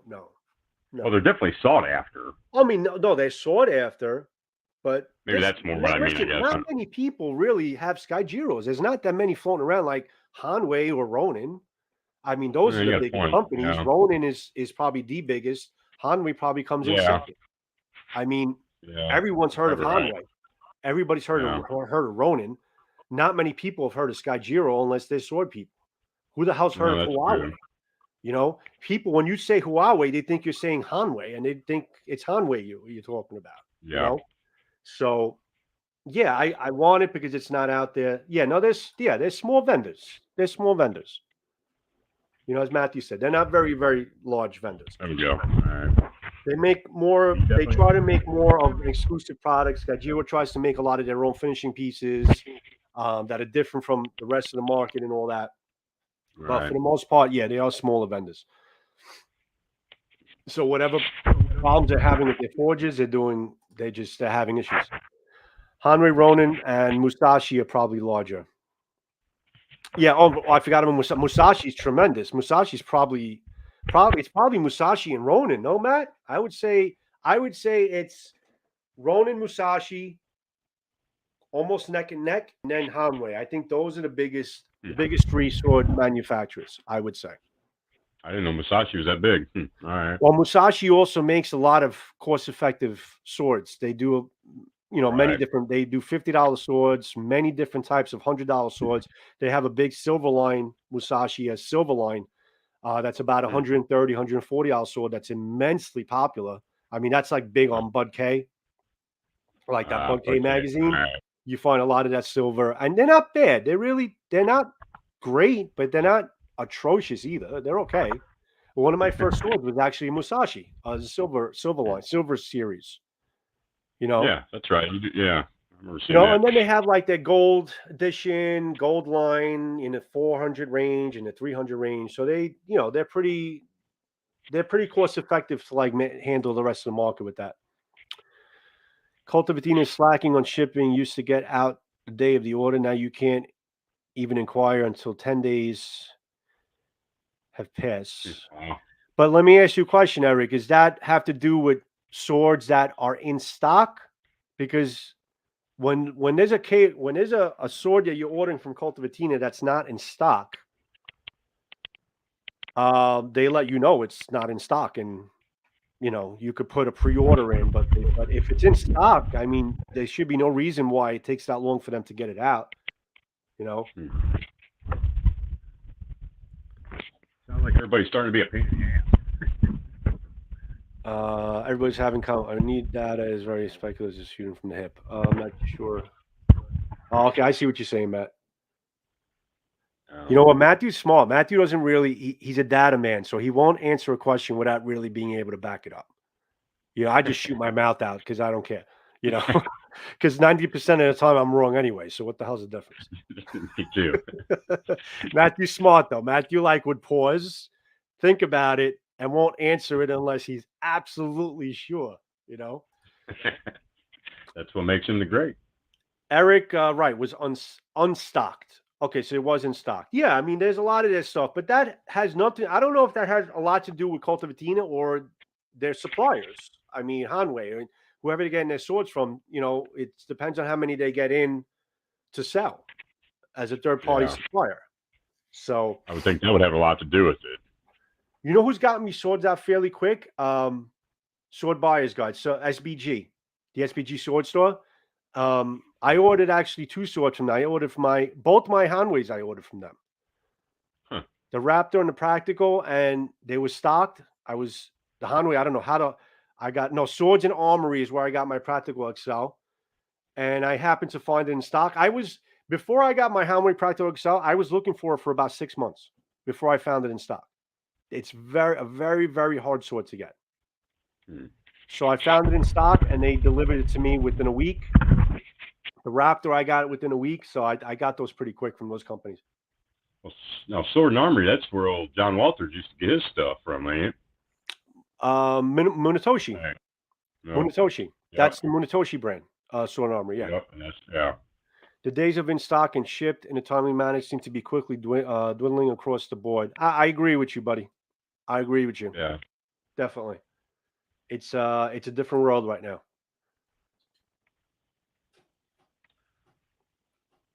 Oh, you have one in Missouri? Yeah, the guy that goes to the gun shows. Yeah? And he's okay, he's what? Oh, one of their top suppliers? That's pretty interesting. I would definitely want to get my hands on a Dojo Pro one day. Yeah. I wouldn't mind having one. I think that actually has a Datanuki blade. It's a pretty good resilient sword. I I think Ryan's got one. I thought he brought one out here when he visited Katana Land. Does he? I think he has one. Yeah. I think so. I want to say I might have used it even. I don't remember. I have, yeah. You know what, Matt? I got to look at Munetoshi again because anytime I've looked at them, I got frustrated because any of the swords I liked, they were always out of freaking stock. So it's like you just get discouraged. You're like, all right, it's out of stock. All right, it's out of stock. And you just don't. I got to revisit it again, see if I can find it in stock. Yeah, I need to too. You know, but what else you guys got going on? I'm probably going to be closing off this off pretty soon. I think we've been on for about an hour and 20 minutes or something like that. Eric's got a Dojo Pro. Suka came wrap. Blade is nice and beefy too. Yeah, it is a beefy blade. Yeah, I definitely want to get my hands on the Dojo Pro one day. You know, I think they're in the like 350 range. Yeah. If I'm not mistaken, or something like that. It's not too bad. I'm happy with my RK, so I can imagine the Dojo Pro is even better. Oh, you got the RK series. Yep. You got like I've actually cut bamboo with it.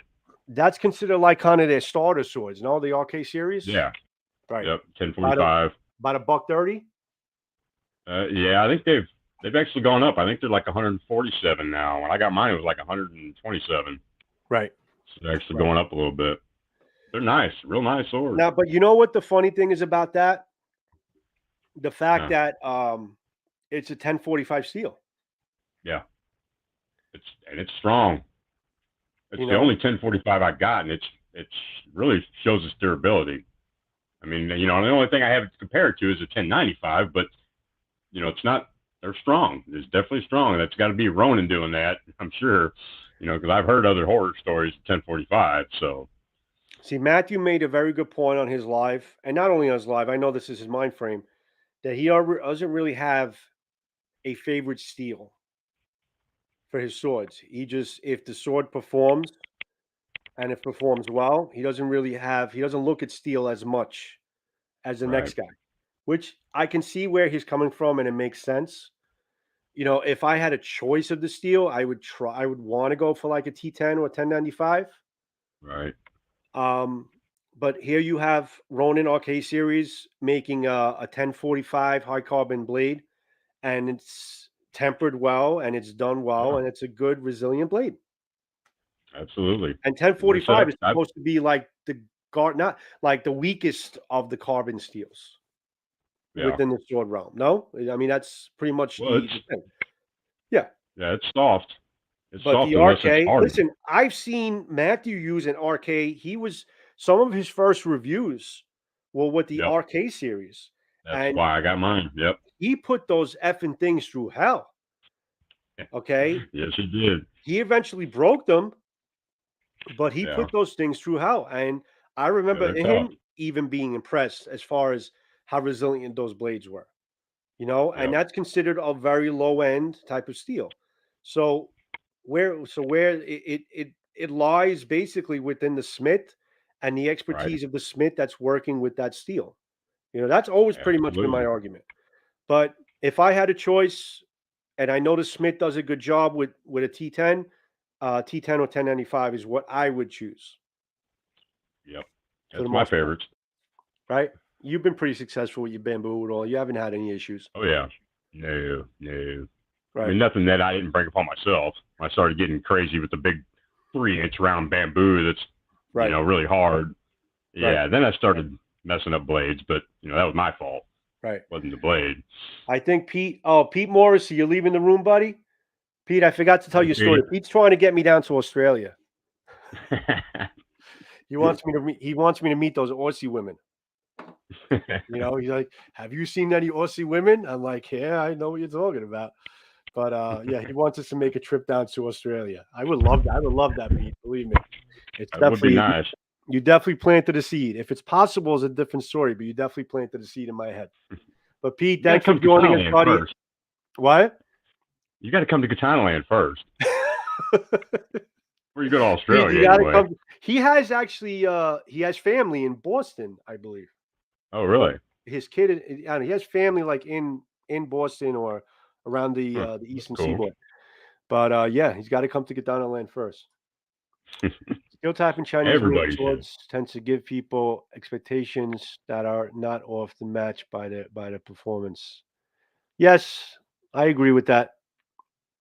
I agree with that, 100%. Yeah. Yeah. Unfortunately, yeah. I love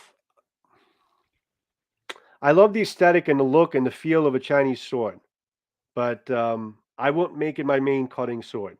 But I also haven't tried many Chinese swords. I got just the one that I got from Jaeku. I learned how to use it a little bit better, and I like it. I love it. I love the look of it. The blade was done really well. It's beautiful.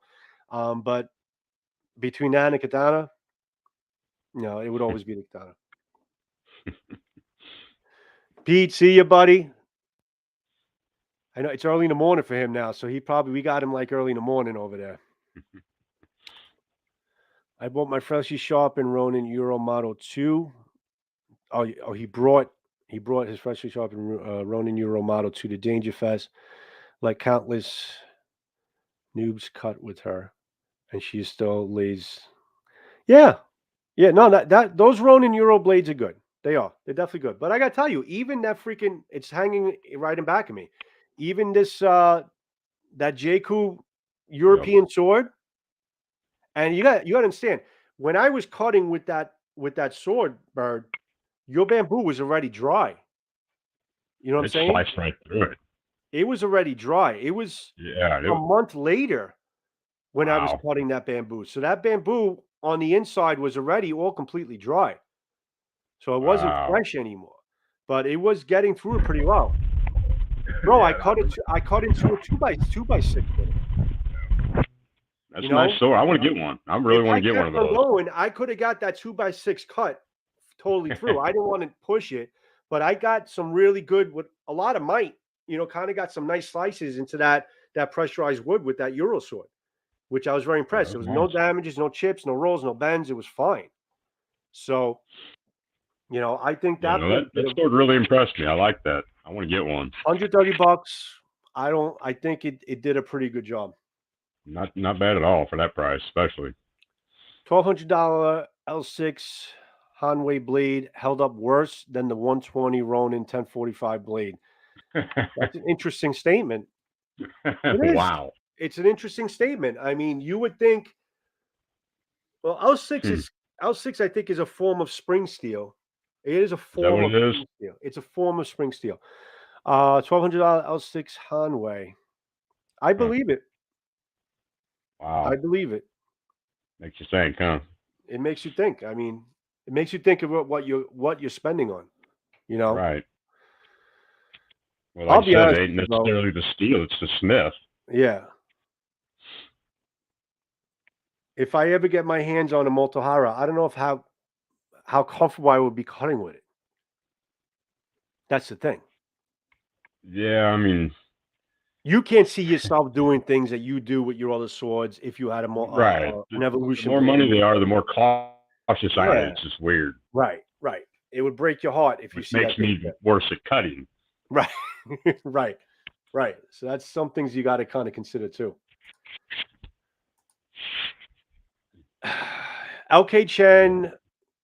Listen, LK Chen is a good make. I mean, you've seen a lot of Matthews videos. I mean, the LK Chen is good.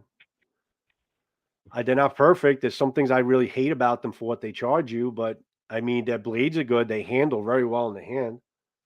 Well, ain't he from Hanwei? Yeah. It's one of the makers. Chen. Yeah, it's from one of the family members or something like that. He's kind of split away, did his own thing, I guess. Yeah, kind of like that. I have a Hanwei Chinese broadsword that is a totally boss, especially for what it costs. Yeah, I believe that. Have you ever brought that out before to cut with? Because if you haven't, I would like to see it, buddy. Yeah, I can't say I've ever seen him with that. I don't think I've seen a broadsword. Maybe he did, and I didn't see it. But I would definitely like to see that. We need to get that guy a katana is what we need. I offered him one. I was looking to sell him one, and I was looking to sell him one for a lot of money, for really cheap, just to get it. Because I know he says he wanted one, but he had too much on his plate. But the offer is still open, buddy. If you want to buy a katana, I've heard heat treat issues in T10 and 16 that are highly temperamental. It depends on the Smith, bro. Yeah. James, it depends on the Again, Smith. yeah. I personally think that Jaeku does a very, very good job with that T10 I blade. was just gonna say JQ and T10's like peanut butter and jelly, man. I absolutely love every blade, me personally, that I've gotten from Jaeku in T10. Same I've been here. very happy with their aesthetic, their durability, their edge retention has been very good. I haven't sharpened my Jaekus that much. I really haven't. You know, from factory, maybe honing it, but no reprofile or anything like that. I mean, most I Nope. did was maybe hone up the edges with like some very high grit belts. You know, but other than that, it's they've been pretty good with the T10s. Yeah, no, I agree. Mine too. I got 3 T10s. They're just awesome. Right, they've been good. They've been definitely good. All right, guys. Anybody else have other conversations? Anything else you want to bring up? I heard L6 is a very difficult steel to heat treat. You got to be a real professional to work with L6. Not many people know how to work. Howard Clark is a professional bladesmith in the States. He's like a Walter Soros. And his thing is he has a specific L6. Is it L6, Matt? I think it's an L6 he works with. He has a specific steel. I think it's L6, Howard Clark. And he figured that shit out. I mean, he does that steel really well. I mean, he just figured it all out, and his blades are ultra tough. So yeah, I think you gotta have a special kind of smith that knows how to work with the L6. Definitely. This is a Chinese broadsword. Oh, heard else. Yes. Okay. Yeah. He said it was L. Yeah, it was 10. That's what it was. I remember it was L6 and 1086 that Howard Clark works with, and he is. That's his second nature now. L6 and 1086. 1086. Why? It's kind of like a form of spring steel. Walter actually, when I did his interview, he was commenting on his use of that steel. It's not his choice, but Howard Clark does it really well. Like he figured it out, and he does it really well. I think that Walter likes to use, if I'm not mistaken, I think it was shoot.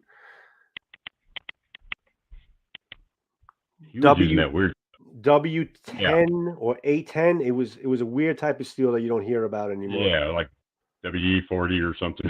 WD-40. I think he uses WD-40 steel. Matthew, what steel? I think it's W10.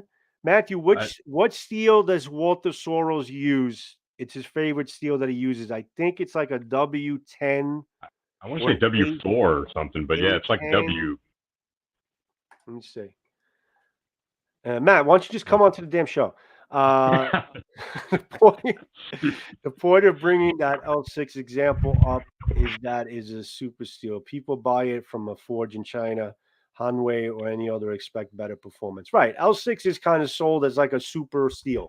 It's like picking up like a M390 or some of these considered super steels on a pocket, a pocket knife, and some of them are considered super steels. Like L6 is considered like a super steel in swords. So people expect a certain durability and capability that goes with the name of calling it a super steel, but they don't understand that not everybody can make the L6 the same to make it considered super steel. It's not the same common thing with everybody.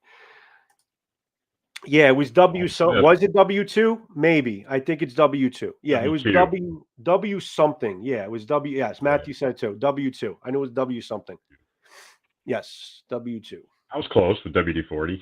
Yeah, I knew it was W something.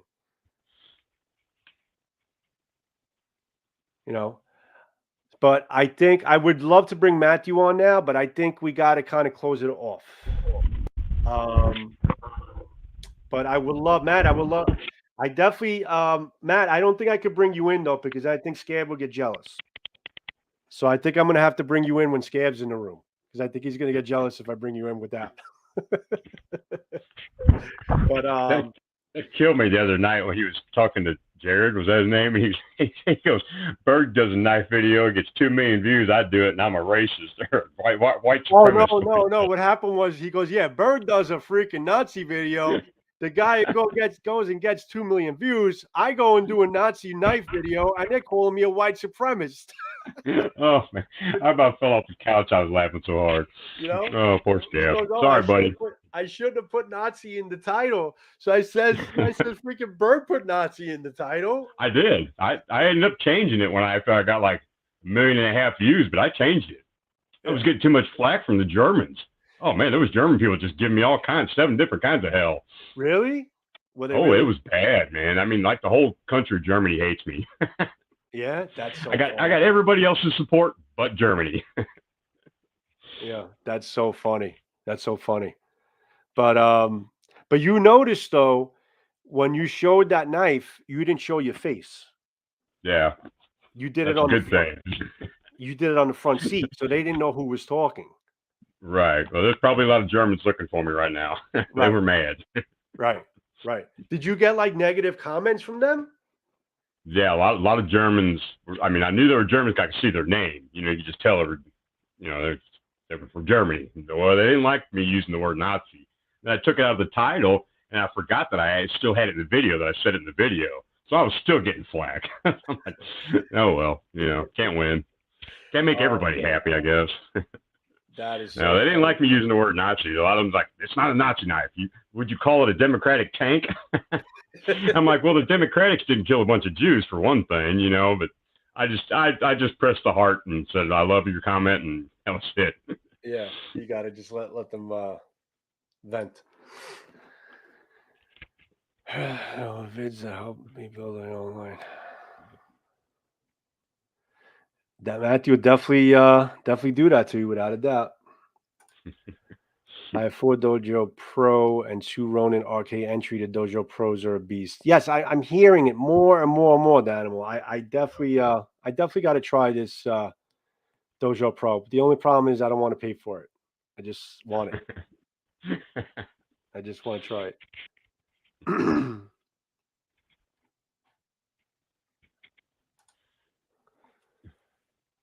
German World War II soldier. Who's a German World War II soldier, James? Yeah, they wanted me to use that. They didn't like the word Nazi. Oh, as far as using that as a phrase as opposed to Nazi, right?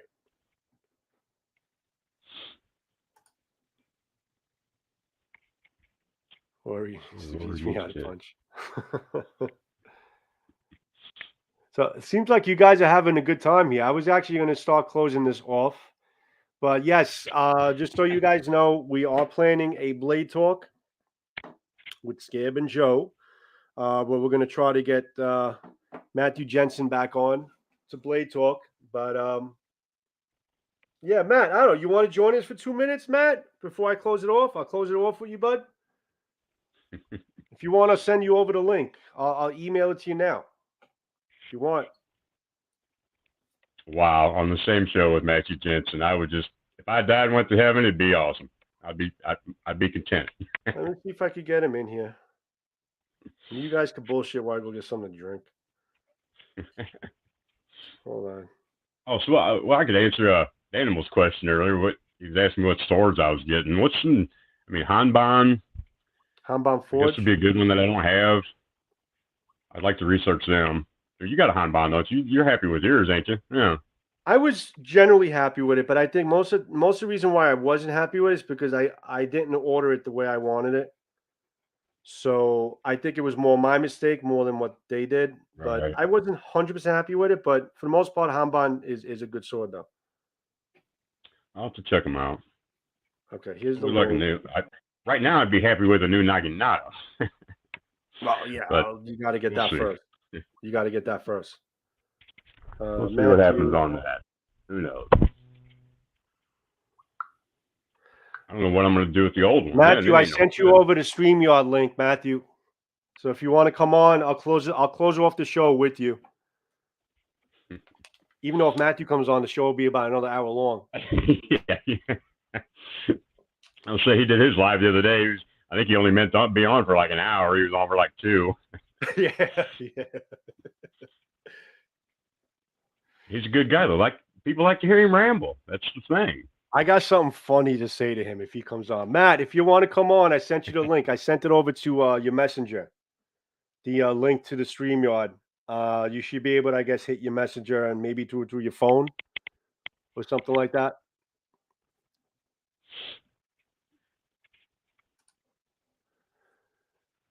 You're not answering. You know who's also they're all getting expensive. You know that the Huawei sword that I ordered, the same stock sword that I ordered is actually $150 more right now. Wow. It went up about $150, that one sword. Wow. Yeah, they're going up in price. Gajiro's going up in price too. Well, I can say when Bohayu started their website, all their swords dropped prices like $10. Oh yeah, it was like $10 cheaper than what it was on Amazon. Right. So, right. Yeah, they need to start paying me, I guess. What's up there, you handsome bastard? They're Matthew Jensen. Oh, no audio, bro. Uh-oh. Can't hear it. I had the same problem. Make sure your mic is on. I don't hear you. Uh-oh. He's probably going to go back in and out again. Maybe I should have tried that. Yeah, sometimes if you go in and out. Yeah, but sometimes too, a lot of these times, these mics, you think they're plugged in and they're not clicked in all the way. You got to kind of look at it sometimes. Mm-hmm. Hanban is sending me a sample. Hanban's sending me a sample to try. Oh, really? Hopefully by this month. That'd be cool. Testing 1, 2. Niente, nothing. No. Do you have the mic hooked up? Like, you're not muting yourself, right? You have your mic, the right mic hooked up? Like, go to like the cam mic thing, this tool thing, and see maybe the wrong mic is selected.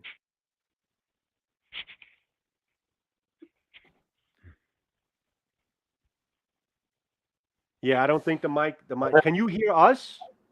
Can you hear me now? Can you hear me? Oh, wait, go. Yeah, say it again. Hey, there we go. I hear you now. All right. There it is. It's probably terrible, but I did select another mic. Yeah, all right. Hear you. You can hear me. So there we go. So which mic is picking you up right now? I got a lot of them, and one over there I think it's from a webcam, but I'm using it anyway. You're figuring it out. If you can hear me, and it doesn't sound like total mud. What's that? Sorry. Can I just say I'm in just total shock right now? I'm with the two guys that taught me everything I know about shopping for katanas, man. I'm talking to them I'm just flabbergasted. Well, you guys are awesome.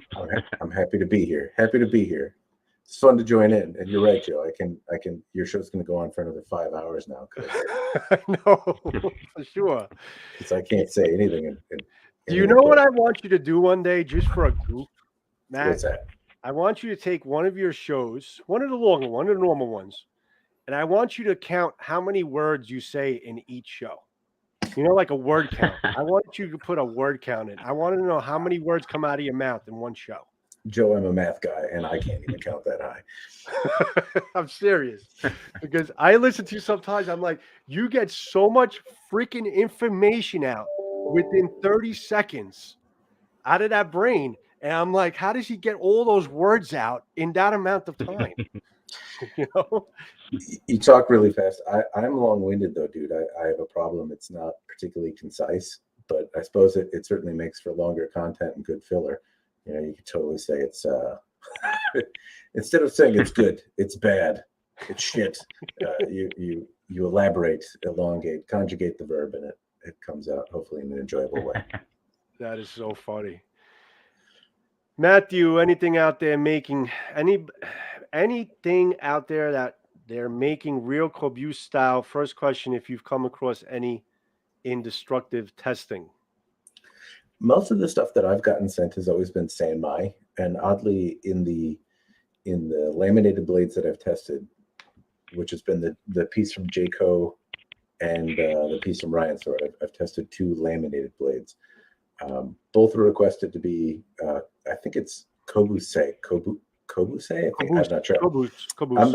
I don't think either one of us are going to get high marks for pronunciation or grammar in Japanese. I wing it and I don't care. Yeah. But basically, it's the taco, right? So instead of, for folks that don't know what that is, You have 2 layers of steel 1 and then another layer of steel 2 in the middle. And if there's no spine to it and it's just a sandwich, then you've got sanmai. Well, I kind of just and if you've got the taco where you got that like one this, steel and that's Yeah. kobuse. Yeah. And you can reverse it. You can have the hard steel be the meat, if you will, and the soft steel be the shell, or vice versa. You can have the hard steel, the taco be the shell, and the meat be the soft stuff. So it's done either way. Right. And I haven't had anyone actually send me one.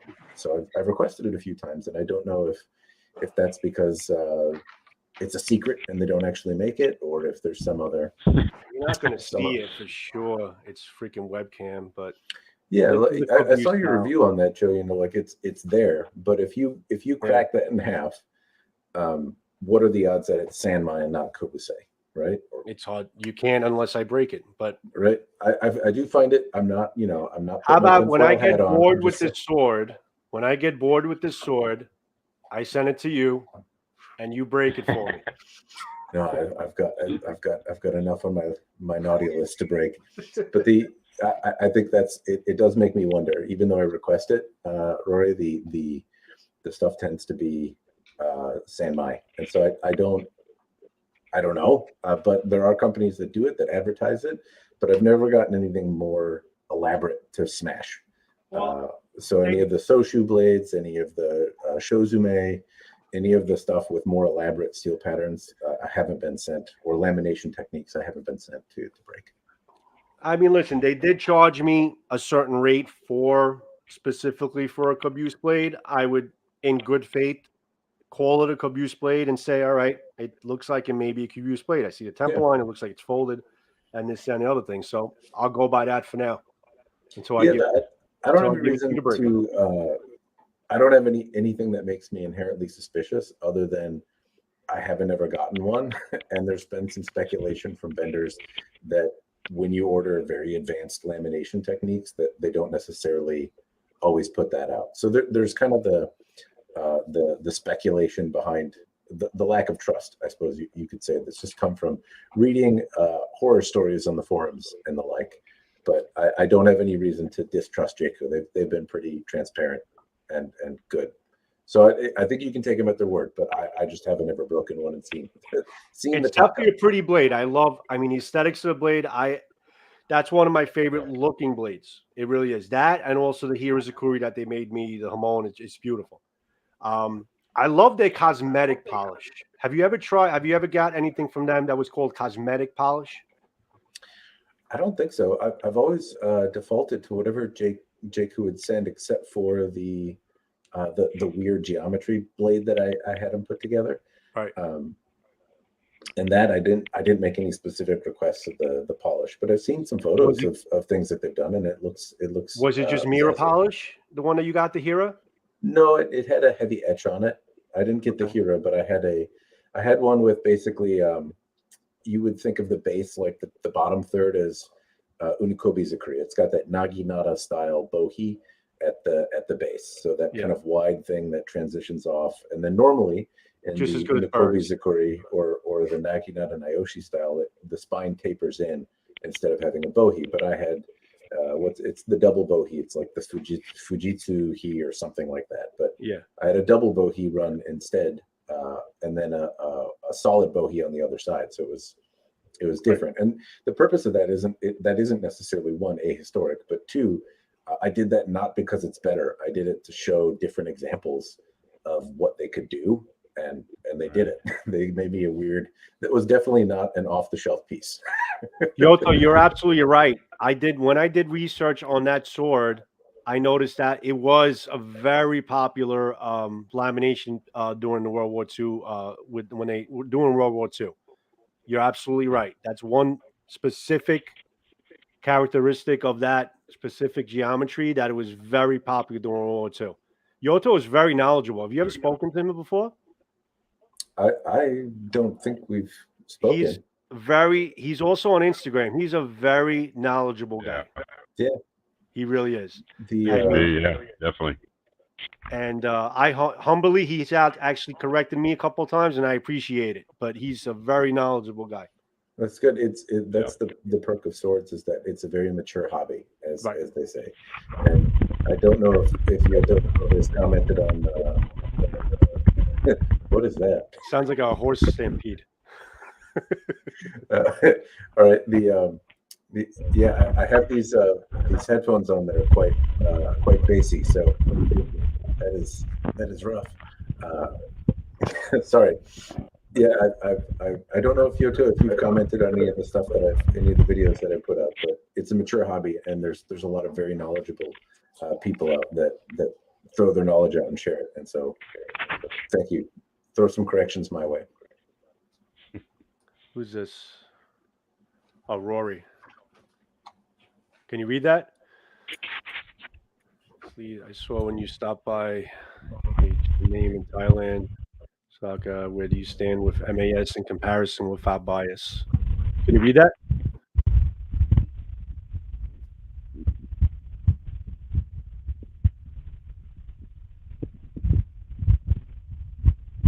Can you see that, Matt? Yep. Yep, I can. Where do you? I'm sorry, I'm getting the bassy. Bert, I don't know if you're breathing in your mic or something. Is it you? I'm not sure. I'm not sure. Don't be quiet. Yeah. No, you're good. I was just like, it sounded like I was at the bottom of a horse track or something. Anyway, Rory, I'm not sure I understand the question entirely. But where do I stand with MAS in comparison to Taisuke? If that's the question, then I would say they do very different things. Taisuke tends to be a little bit more artisanal, I would guess. I like the feel that they have, but there were just issues that threw me off. I like the originality of the fittings. I liked, I like that they use some more precious metals in it, but big, wide, chunky suka, or small itty bitty suka and big, wide saya that look off in transition because they couldn't get them to arrive safely in shipping. I don't know. It seems like they found some solutions to problems that didn't jive with me. And so it's they're fine blades and they're sharp and they seem well enough made, but they also suffered from loose ito and some stuff like that. So Mass has made some very nice swords. I have a custom Mass piece up on my wall somewhere back there. I think it's actually, if I can follow, it's that top one there. It's a short little Korean style blade, and it's obscenely sharp and very well made and very keen. But I've also seen some that just don't have the right edge geometry. They're a little fat behind the edge, and so they don't do tamashigiri in stuff the same way. Either company has had some loose ito and stuff like that on examples that I've seen. So I don't think either one of them is without fail. But Taisuke I would see more as a collector artisanal kind of piece. Mass is more of a martial arts tool, I would say. He's saying his Taisuke is beautiful, but it's fragile. Yeah. So, that would make sense. Let me ask you a question. This situation with Huawei, with them telling me that the hold, I don't even know if this was the hold off, because when I finally got an answer from them, that was their thing, that they're having, how things are lost in translation and how things come in and how they say it. But I think they said they're having a hard time figuring out the full wrap Samegawa. So I'll say that inherently, like, gut reaction is something's missing, because you're right. It does seem strange that a sword manufacturer would miss something that, one, they have a price list for, and two, that they presumably do frequently. Right. So that oddity is not lost on me. But there are some nuances to applying full wraps or certain types of fittings if you pick them out, or certain widths or chunkinesses of blade, and to have everything line up and fit together correctly. Now it's not hard to do it incorrectly, right? And maybe they're adverse to doing that. I don't know. I can't say that because I asked them for a specific type of suka linked and specific blade linked outside of the realm of what their stock sword is. Provided that makes sense if they're limited with the type of fittings that they have, they're a certain width and they're trying to deliver a certain quality. I'll tell you that there's been times where I have asked the mystery man in black to use certain fittings, and he's told me, not in so many words, to go fuck myself. Right. I've said, I want to give you lots of money to do this thing. Here are the parts, and he's basically said they're not going to fit together, and asking me is making me mad. Right. In a very nice way. I love the guy, Right. so I'm not casting any shade on him. I would just say that there are times where it doesn't fit together, and the tolerances are so small that if you want to have any meat on the bone and you want a reliable thing, that cutting it down and then applying a full wrap of Samegawa and getting it to fit with the fittings and getting it to line up with the Nakago, all of that may be problematic, but then I would think that they would elaborate on why that's causing a problem or offer a solution. Like, it doesn't fit. If we do this, can we give you a longer or shorter or different or something else? But no, the surprising thing to me is they said by this month, they finally contacted me around right before Christmas or something like that. And they said, if we can't figure out the full wrap Samegawa by next month, we'll give you, they wanted to give me a full refund. Yeah. On the sword. I'm thinking, you're making me wait this much time, and now you're telling me you want to just give me a full refund and not get the sword? I mean, it's nice that they want to give me a refund. That's great, but you make somebody wait 8 months, 9 months for a sword and tell them you can't figure out something that you charged me extra for to do. I won't argue that it's acceptable. Sword? Yeah. I think the I don't know. There's not a good answer for that, right? And the loss of time and the waste of energy is not something that you can, I don't know what's fair to account there, right? If they said we'll give you your money back plus $100 for wasting your time, then that might be something. But right, I get it. They're saying, hey, if we can't figure it out and can't give you what you want, we'll give you your money back, and I guess that's the minimum that they owe. Right. What's up, Rusty? Thanks for joining us, buddy. But yeah, I don't know. I've heard that there's a lot of people with buying swords. The sword business seems to be good. It's a good problem to have. I've heard that there's challenges supply chain wise, and to explain, like, I don't know on the other side of the pond really what the story is, right? I don't know if they have commodity shortages and problems getting steel or gas or electricity to run the forge. That's a possibility, because you've probably heard and read the same news that I do. I don't know what restrictions that they have, and if they were working in close quarters together before and now they can't, and that obviously would put a damper on things, because you've probably seen the same footage and it doesn't look like there's exactly 6 feet of distance, if there's any COVID restrictions or anything happening in the area. I don't know. I can only speculate on what limitations they're running into. Right. But as soon as they try to ship it, I can tell you from my day job that there's one, shipping is a lot more expensive than it used to be. If you're not a big player in the shipping space, it can be challenging to find a place to even send your cargo over. And then once it gets across the pond and unloaded, whenever that happens to be, there's also delays in getting things shipped and trucked around. And if it's coming out of the port in LA, there's half a chance it's going to be on a train and stolen by somebody. So it's and they don't charge you extra for shipping, Huawei. I think it's incorporated into the price. I mean, then they just don't charge you specifically, but you pay it's for in the price. Yeah, you pay for it one way or the other. I was just telling Bird, the same sword that I ordered from them, it was one of their high-end Tanuki blades, probably the most expensive they have on their site. That same sword right now, I checked it, is actually, I think it's over $150 more. And that's why I said why I don't want to cancel it, because it's actually worth more than what I'm paying for it. Then I could sell it to Bird, for $850, and I can make a little profit on it.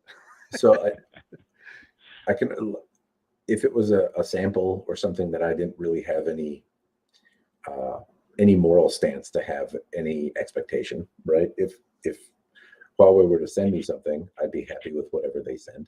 Right. But if I'm a paying customer, then I tend to be rather shrewd, and I would I just have so little free time that if it's wasted and I have to send emails or hound or bother a company or feel like an asshole for doing it, right? And then as a customer, like, I paid money for a thing, and I don't know what the ETA was, but chances are it's exceeded what your expectations were.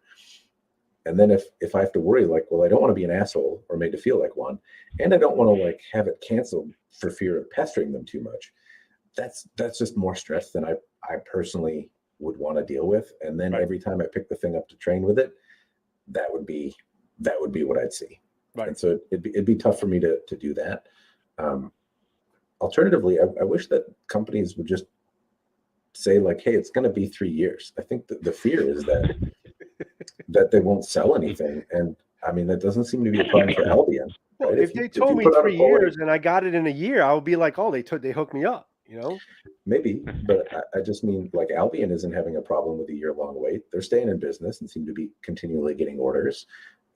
It's helped the secondhand resale, and it's helped drive interest. And nobody seems to be complaining that Albion has a year-long wait, because they say here's how long it's going to take, and then they do it for the most part. Right. So people don't like it. They're, some people will say I have a problem waiting for a year for a sword that much, but then they don't buy it. But there seems to be plenty of people willing to wait. Right. And so I think there's a fear in saying it's going to take long, when I sure, you're going to lose some customers, but you're going to keep a lot more of them. And you're going to have time because you're not going to be pestered every 5 fucking minutes. Yeah. Because as soon as you say it's 3 months, well, on month 4, I'm going to bother you every day until you give me what I ordered. Can I ask you a very important question? Yeah. Very important. Is Jackie a man or a woman? Don't know. Nobody knows. I know them as Jackie. It's not really Jackie. It's like Jaeku. It's a Japanese name. I actually go by the proper Japanese spelling. I don't know. He had told me originally when I made the order it would be 3 months. Yeah, and so there's some extenuating circumstances and some kind of natural, forgiveness when it comes to the COVID situation happening, right? We get it. Small company, unforeseen circumstances, unprecedented, yada, yada, yada. But, that only goes so far. Paul Right? says Jackie's a man. Yeah, I didn't, in my correspondence with Jackie, I never asked them how they identify. Yeah. The person who actually held me on to sticking to it, because even Carl said it, he's like, he actually just said, just wait. When it comes, you'll love it. I have my sword friend Robert in California. He writes for SBG, and he wanted me to get into Huawei, and he was kind of coaching me on how to approach it. He put the fear of God into me, saying like, listen, don't email them too much because they'll cancel your order. They'll cancel your order. Good people are like that. There's plenty of craftsmen that just don't have time for irritating customers. And so from a business perspective, you call them your angel and demon customers, right? Yeah. And the angels will buy whatever, wait however long, deal with whatever bullshit, and keep paying you money and won't cause a problem. And the demons will occupy all of your resources and time and bitch about every little thing all the time, and you can't make them happy. And so one theory is just fire the demons, right? I'm not going to do business if you're a pain in the ass. The time that I could spend cleaning up orders, catching up, shipping out, making customers happy is occupied answering your inane babbly questions and pressuring me all the time. Right. But I don't think you're a demon customer if you were quoted 3 months and now it's 9. Like at this point, you're in breach of contract. In 9 months, I kid you not, I emailed her in a period of 9 months. I sent a total of 4 emails.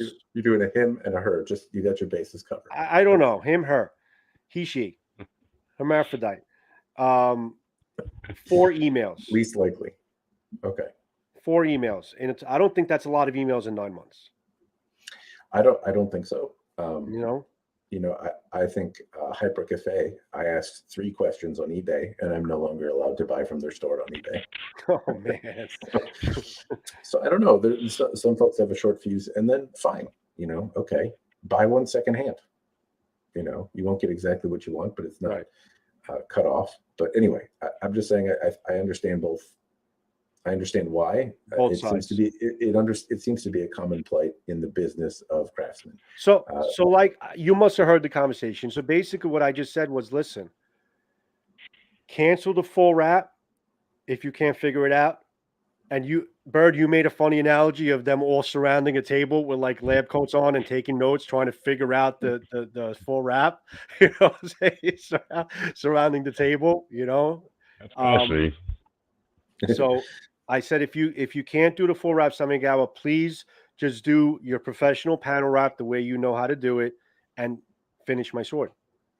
And that's it. And refund me the money that you charged me for the full wrap. I think I was fair in saying that. Totally. Yeah. Yeah, I think that sounded fair to me. You know, I would like a sword made from you. I think you make good products, and I want one. Please make it as close to the spec I provided, and refund me whatever difference is appropriate. I rehashed my specs. I says, listen, just so for your information, this is my original specs that I gave you that I wanted. So please go by my original specs minus the full wrap Samigawa and just give me the panel wrap. And that's it.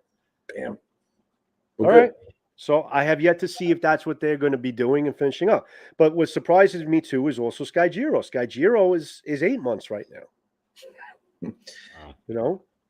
Yeah. And I mentioned before that I heard from Danny that that he was not having the best of luck when it came to, well, that they're behind, basically. So if it makes you feel any better, I haven't gotten, both companies have said they would send me something to review, and neither one have.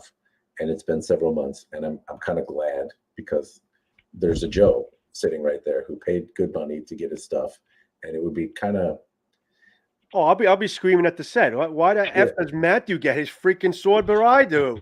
Well, I know what you're saying. It's more to the point is that the trade-off is like, I review a thing and then theoretically it drums up more orders. But if you can't support the people that have already paid, what are you doing trying to drum up more business? You know what I mean? If you can't handle what you got. So there's some forward-thinking aspect of it, but it would be a little weird if there were a crowd of people waiting for their stuff and there's. Oh no, I physically spoke to Danny before the holidays, and he told me the specific sword that I ordered. He was also cool. He gave me an option. He says, listen, the specific sword you ordered, there's certain parts that there's a shortage of those certain parts for that sword.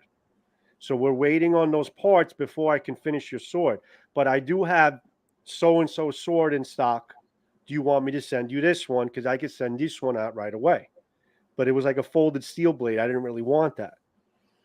You know, so he also wanted to charge me extra for it, but I said, no, if you're going to send it to me, I'm not paid extra. But I just physically didn't want that folded steel. I didn't want it. So I said, I'll just wait until you get the parts in. So supposedly I should be getting it by the end of this month or maybe early February. I would not count on anything early February. You're coming in a Chinese New Year. Exactly. So, that's what I'm thinking.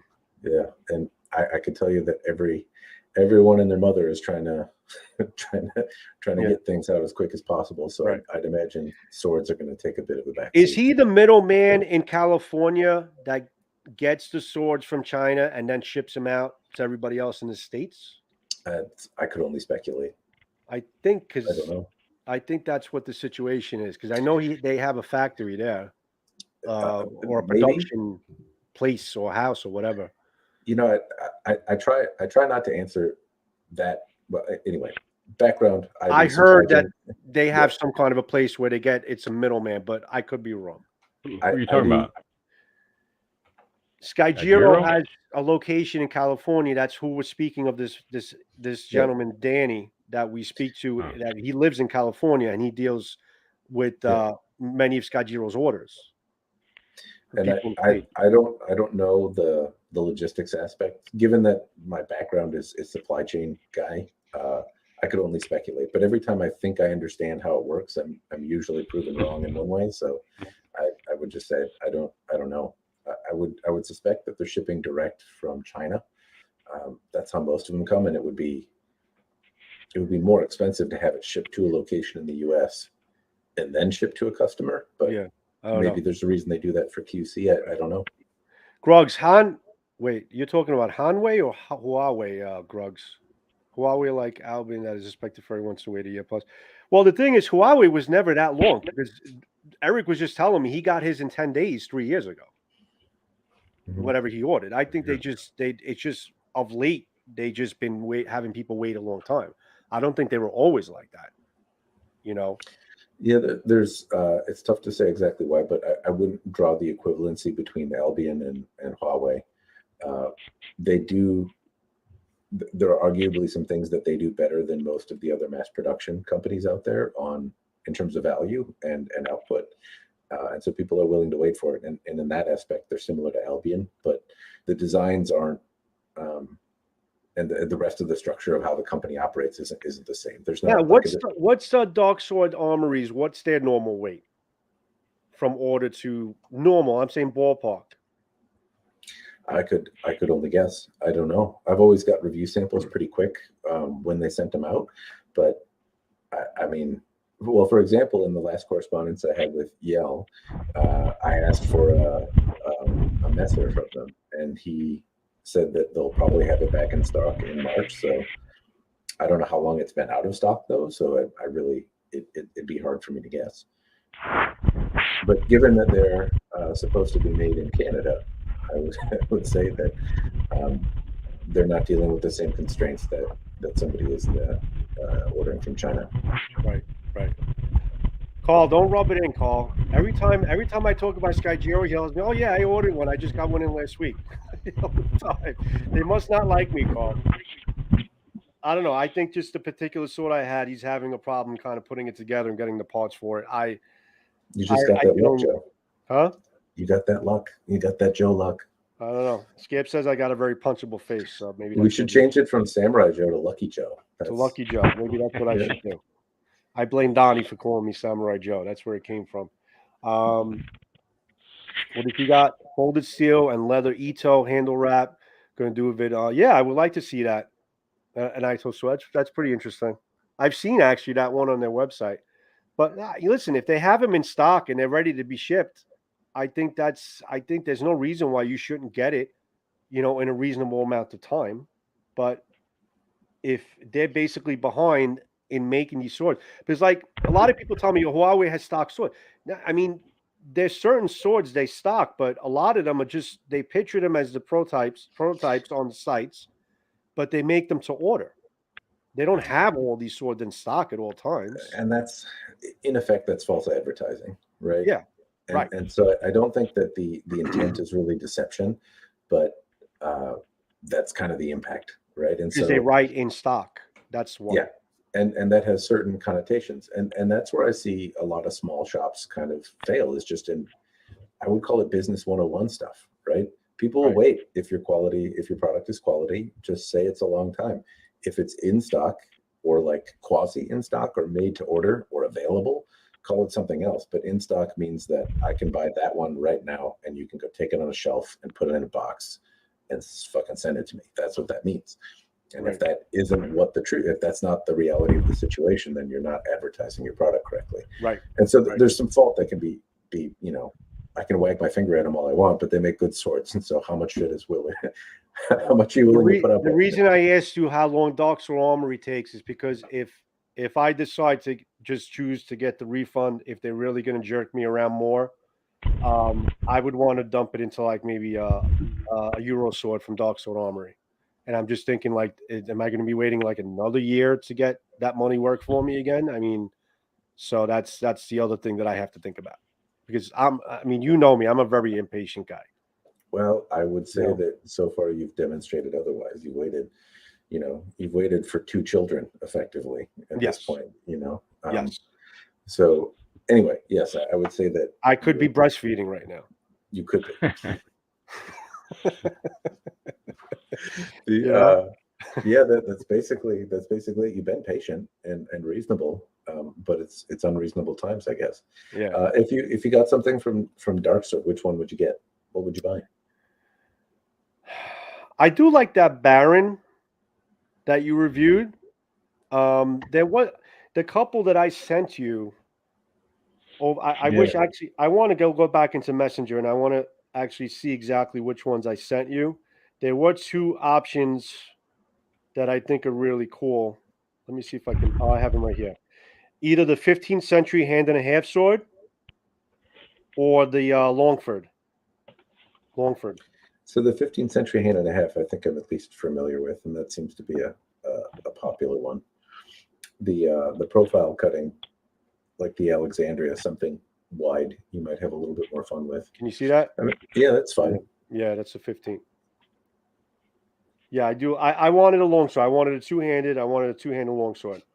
But yeah, it is definitely a very, very pretty sword. But if I had to choose one, I think it would probably be around that one there. And I would actually have money to spare compared to what I'm paying Huawei for the most part. What I would get as a refund.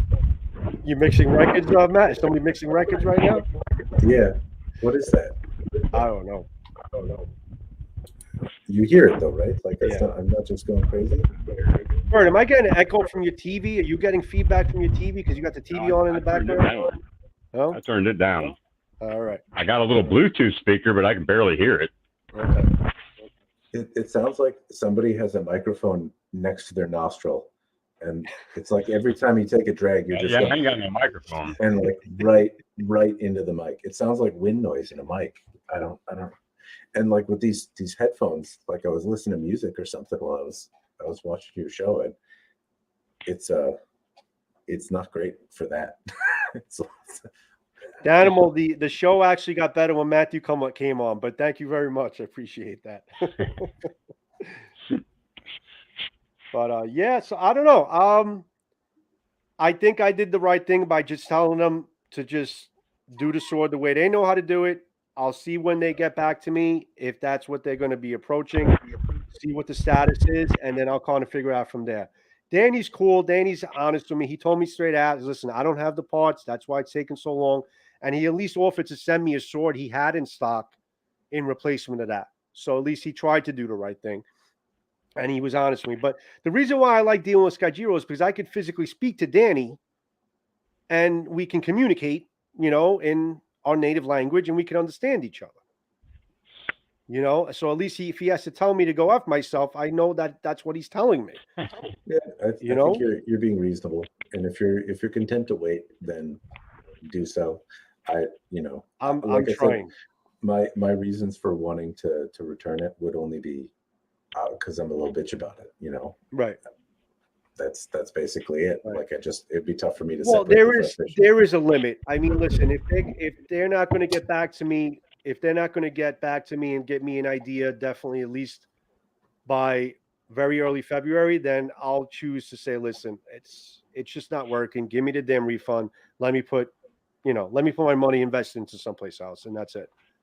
So there is going to be a limitation to how long I can be patient for until I say you guys dropped the ball. You didn't do what you're supposed to do. And that's it. I'm moving on. So. Yeah, I don't think at any point, I think that's just on you, how long you want to wait. Right. Right. I would call you unreasonable for requesting it right now. Right. So, yeah, it's a couple of things I have my eyes on. I definitely want to try a pig iron Tamahagane blade from Jaeku. So I want to see, I've been hearing a couple of things about that on SPG, and people have been generally happy. And if they handle the blades the way they've handled the blades for me in the past, I think I'll be pretty happy with it. But that's definitely something that I'm looking at down the line. Have you looked at the Carl? I think you asked me about it on the site, and Eric reached out to me after and sent a link. It's swords.jp or something. You know what? How about I bring it up on the screen? Yeah, and we'll do that. Let's look at that site together, and then we'll start closing off the show. Let me actually bring that up. Let me find the website, and I'll bring that up on the screen.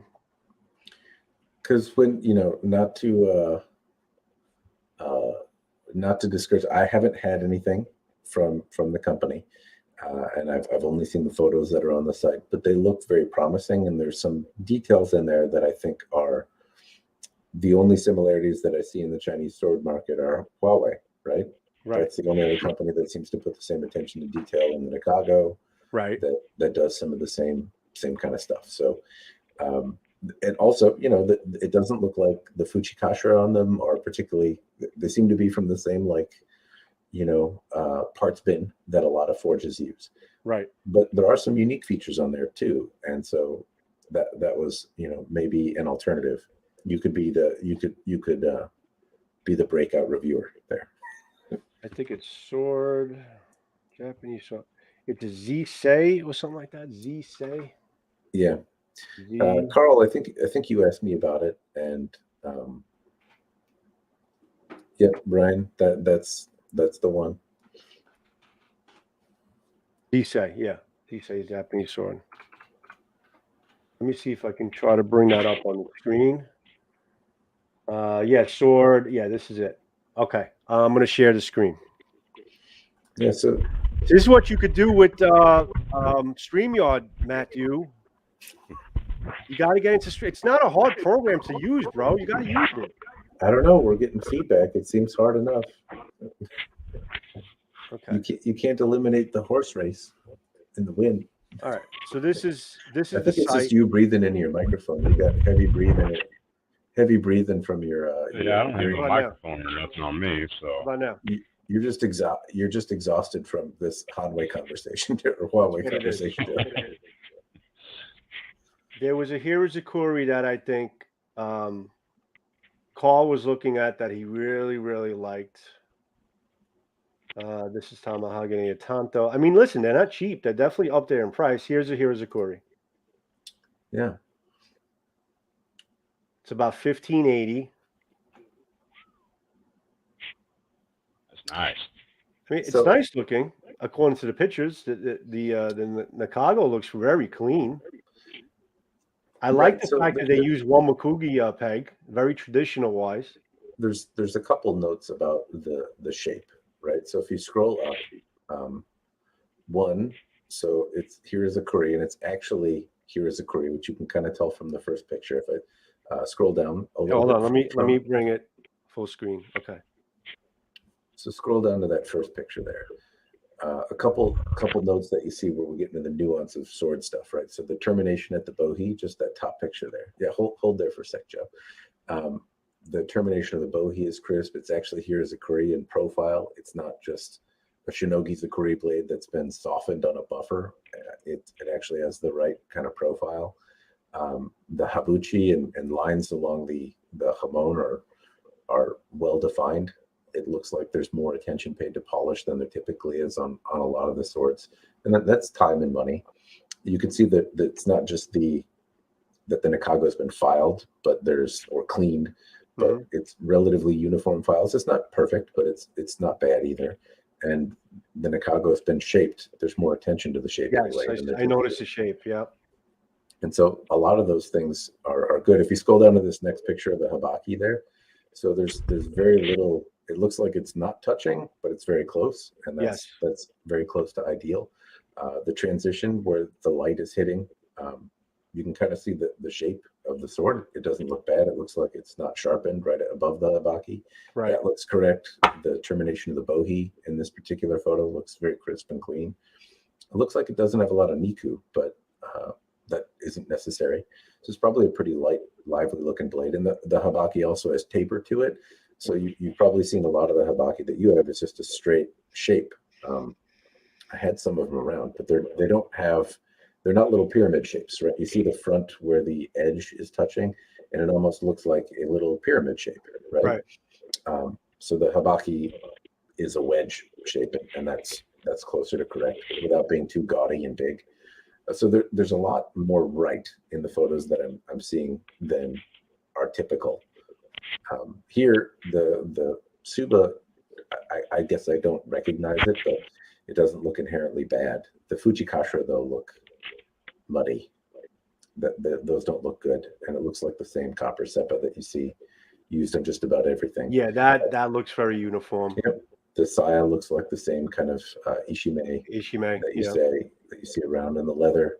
The diamonds look not great, but here you can see it just kind of gradually gets bigger, and so they're not particularly well shaped, but they also look okay. It's not as bad. Let me see if I could get a better picture at Suba again. So the Suba looks different. I wonder if that's a special, like a specialty piece. I haven't. That's one thing I noticed right now. I haven't seen that before. Yeah, Nice. it looks here's your hand. Okay, here's the Suka. Yeah, that's not bad. It's got a little bit of wasting, and all in all, it looks nice. And the diamonds towards the top above the maniki look probably the messiest, and then it gets a little more uniform. How tight it is anyone's guess until you see it. But transition wise, I like that the knot doesn't look particularly bunchy. I like that near the Fuji, it lines up and seems to transition pretty evenly. Looks very clean. So, I mean, there's $1,500 is a lot, particularly when I'm seeing kind of those Fuji Kashira. See, when I see that, it looks, I would rather have just handmade iron, just whatever you can do well.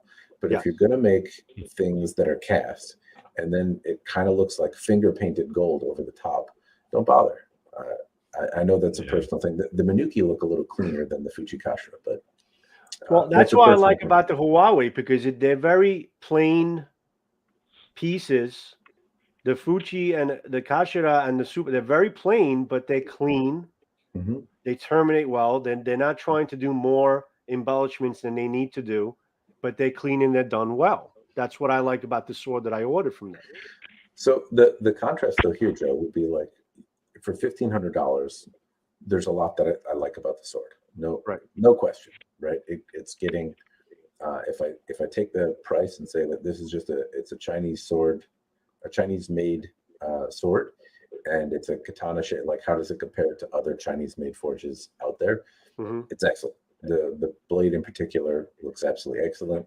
The quality of the mount seems an order of magnitude less, but the blade and habaki are really quite nice. Very, very, very good. But in your opinion, for the price of admission for this sword, you think it's the price of admission?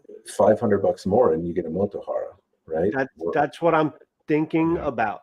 That's exactly why I'm asking you that question. Yeah. So and the difference there is that, or at least you have a lot more assurances that for that $500, all those little nuances are going to probably be knocked out of the park. You know that the Ito is going to be tight. You know that the Saya is going to be shaped well. You know the tension is going to be good.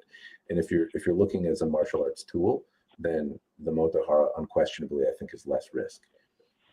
But it also has less character, right? So I imagine if you wanted a Hirazukuri folded blade with a artisanal, with a choji hamon and a nice polish, that it would probably cost you some more ducats to have Motohara make you one. So however you want to look at it, I would just say that in this particular case, the mount is not at the same level as the blade finish work is.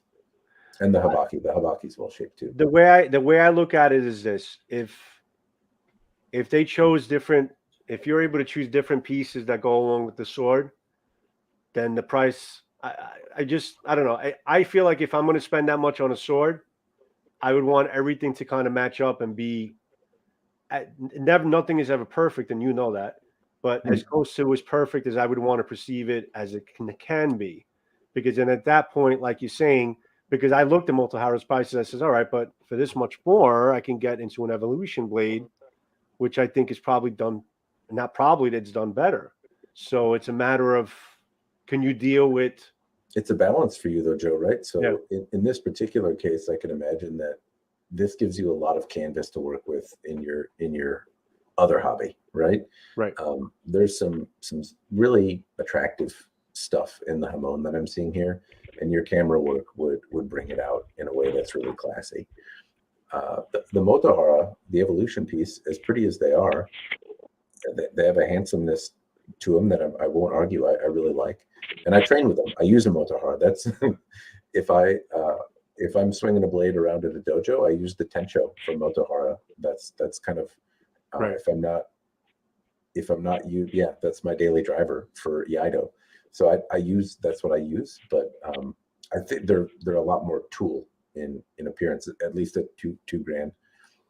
I've seen some really awesome custom stuff from them, and it's not that Evolution Blades is limited and can't do something very artistic or custom. But I imagine if you wanted the same features, they'd be better executed on the Evolution Blade, but you would pay more for it. They're also a little vague though as far as everything. I mean, I would like to know if it's also what kind of Samigawa wrap it is, if it's full, if it's panel. I don't know if it actually really. This is supposedly Kobu's blade. Yeah, But anyway, I'm just throwing it out there that it's a pretty thing, you know. Listen, I think that this is probably, in terms of production, I think this is definitely one of the most beautiful ones I've seen. Yeah. In terms of what I've been looking at. I mean, what do you think, Bird? Bird? You sleeping? You can't hear me. I think it's beautiful. Nice. What do you think of it in terms of what the picture No, I'm you're here. seeing? I'm here. Did I freeze up? No, I asked you, like, what is your opinion on this? Because we're saying, like, you know, what is your appearance on this in terms of whatever you normally see every day? If I had the money, I'd buy it. Okay, there's your answer. If I had the money, I would buy it too. But then it gets to the point where if you're going to spend that much, if I had the money, I would definitely buy it. Right. I mean, there's no doubt about it. I think it's gorgeous. And Carl, if you're looking to get that Hera, I think it's a gorgeous sword, without a doubt. And yeah, I would definitely love to see it. But yeah, I'm impressed by it. I mean, there are other ones for like sub $1,000. You know. I too would really, really like to see it. You know, this is there's one on page 2 of the Katana one that you might say I'm rather. If you go to their katanas, I think up at the top. So products, yep, go to Katana and then go to page 2, and I'll give you one guess which one I seem to be rather partial to.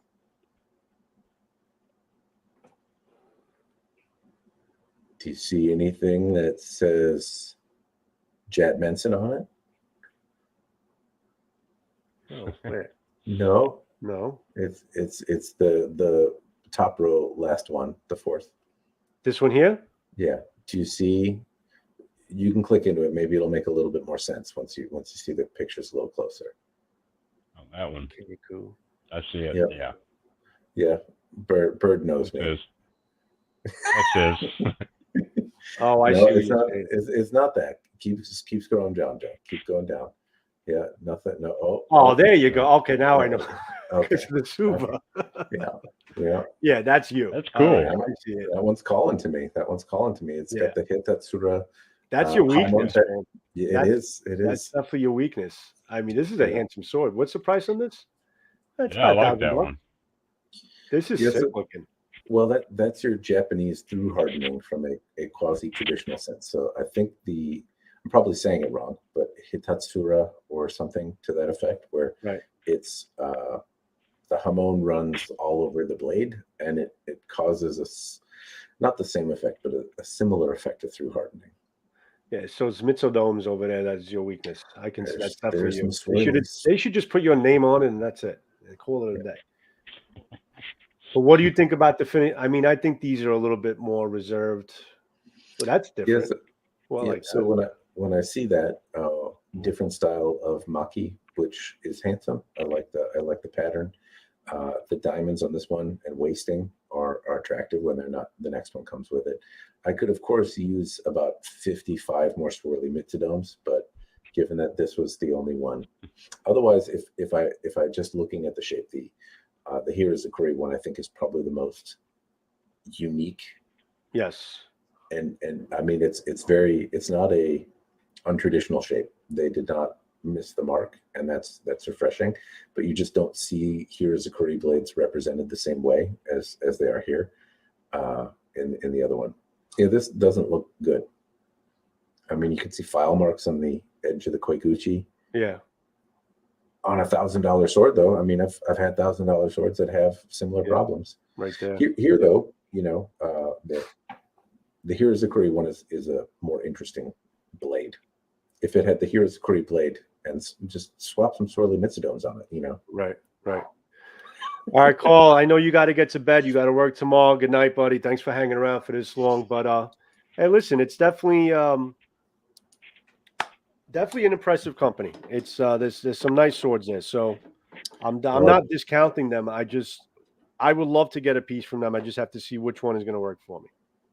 But what strikes me as interesting about this one is really not the fittings so much at all, but the blade profiles.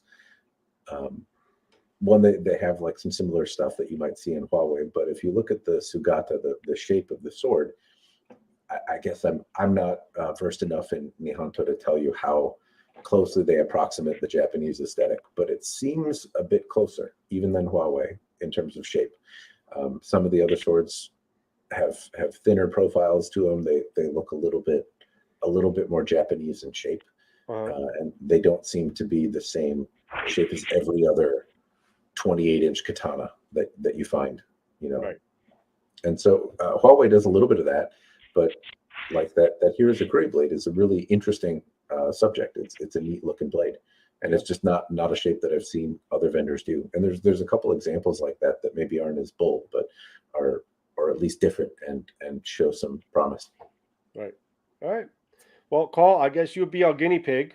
So get that sword, and then we'll see where we go from there. But it's definitely a good-looking swords, nice-looking company for in the production line, and it's definitely stands out a little bit more compared to the swords that we normally see, you know, on the regular. But so there's our stories, Matt. Thank you for joining us, buddy. Yeah, thanks for having me.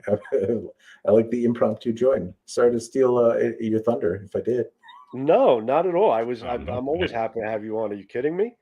Without a doubt. And it's been a while since I did one of these lives. Say it again, Bird.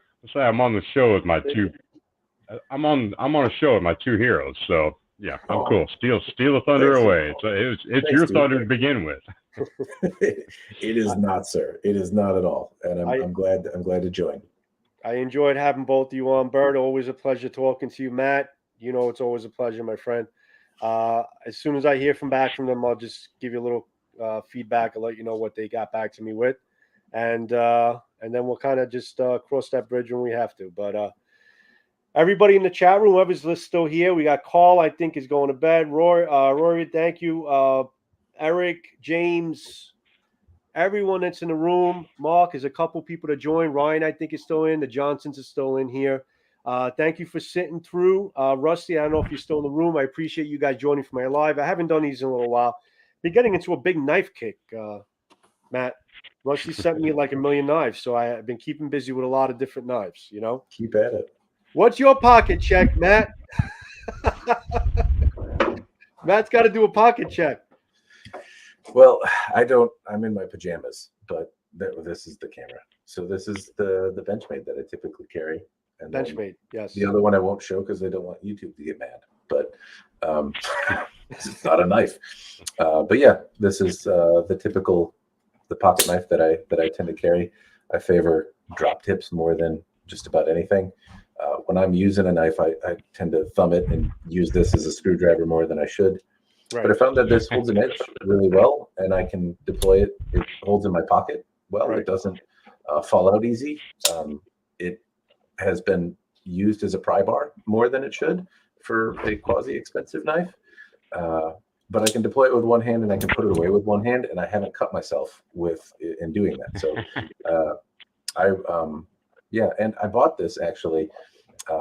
Joe, I don't know if it was before your time, but Adrian Jordan sold this to me, and he is a prolific guy in the sword community, a really good sword friend, and he passed away some time ago and is missed, but it kind of holds a special place for that reason too. Adrian, I guess, didn't like it the same way I did, but I carried it for years, and then when Adrian passed, I don't know, it kind of all of a sudden I got a lot more nervous about using it, but I felt even worse if I didn't. So right. Fantastic, my friend. Matt, always a pleasure. Always a great job. Bird, thank you for joining me. Thanks for talking swords. I'm glad I got through the 10 questions.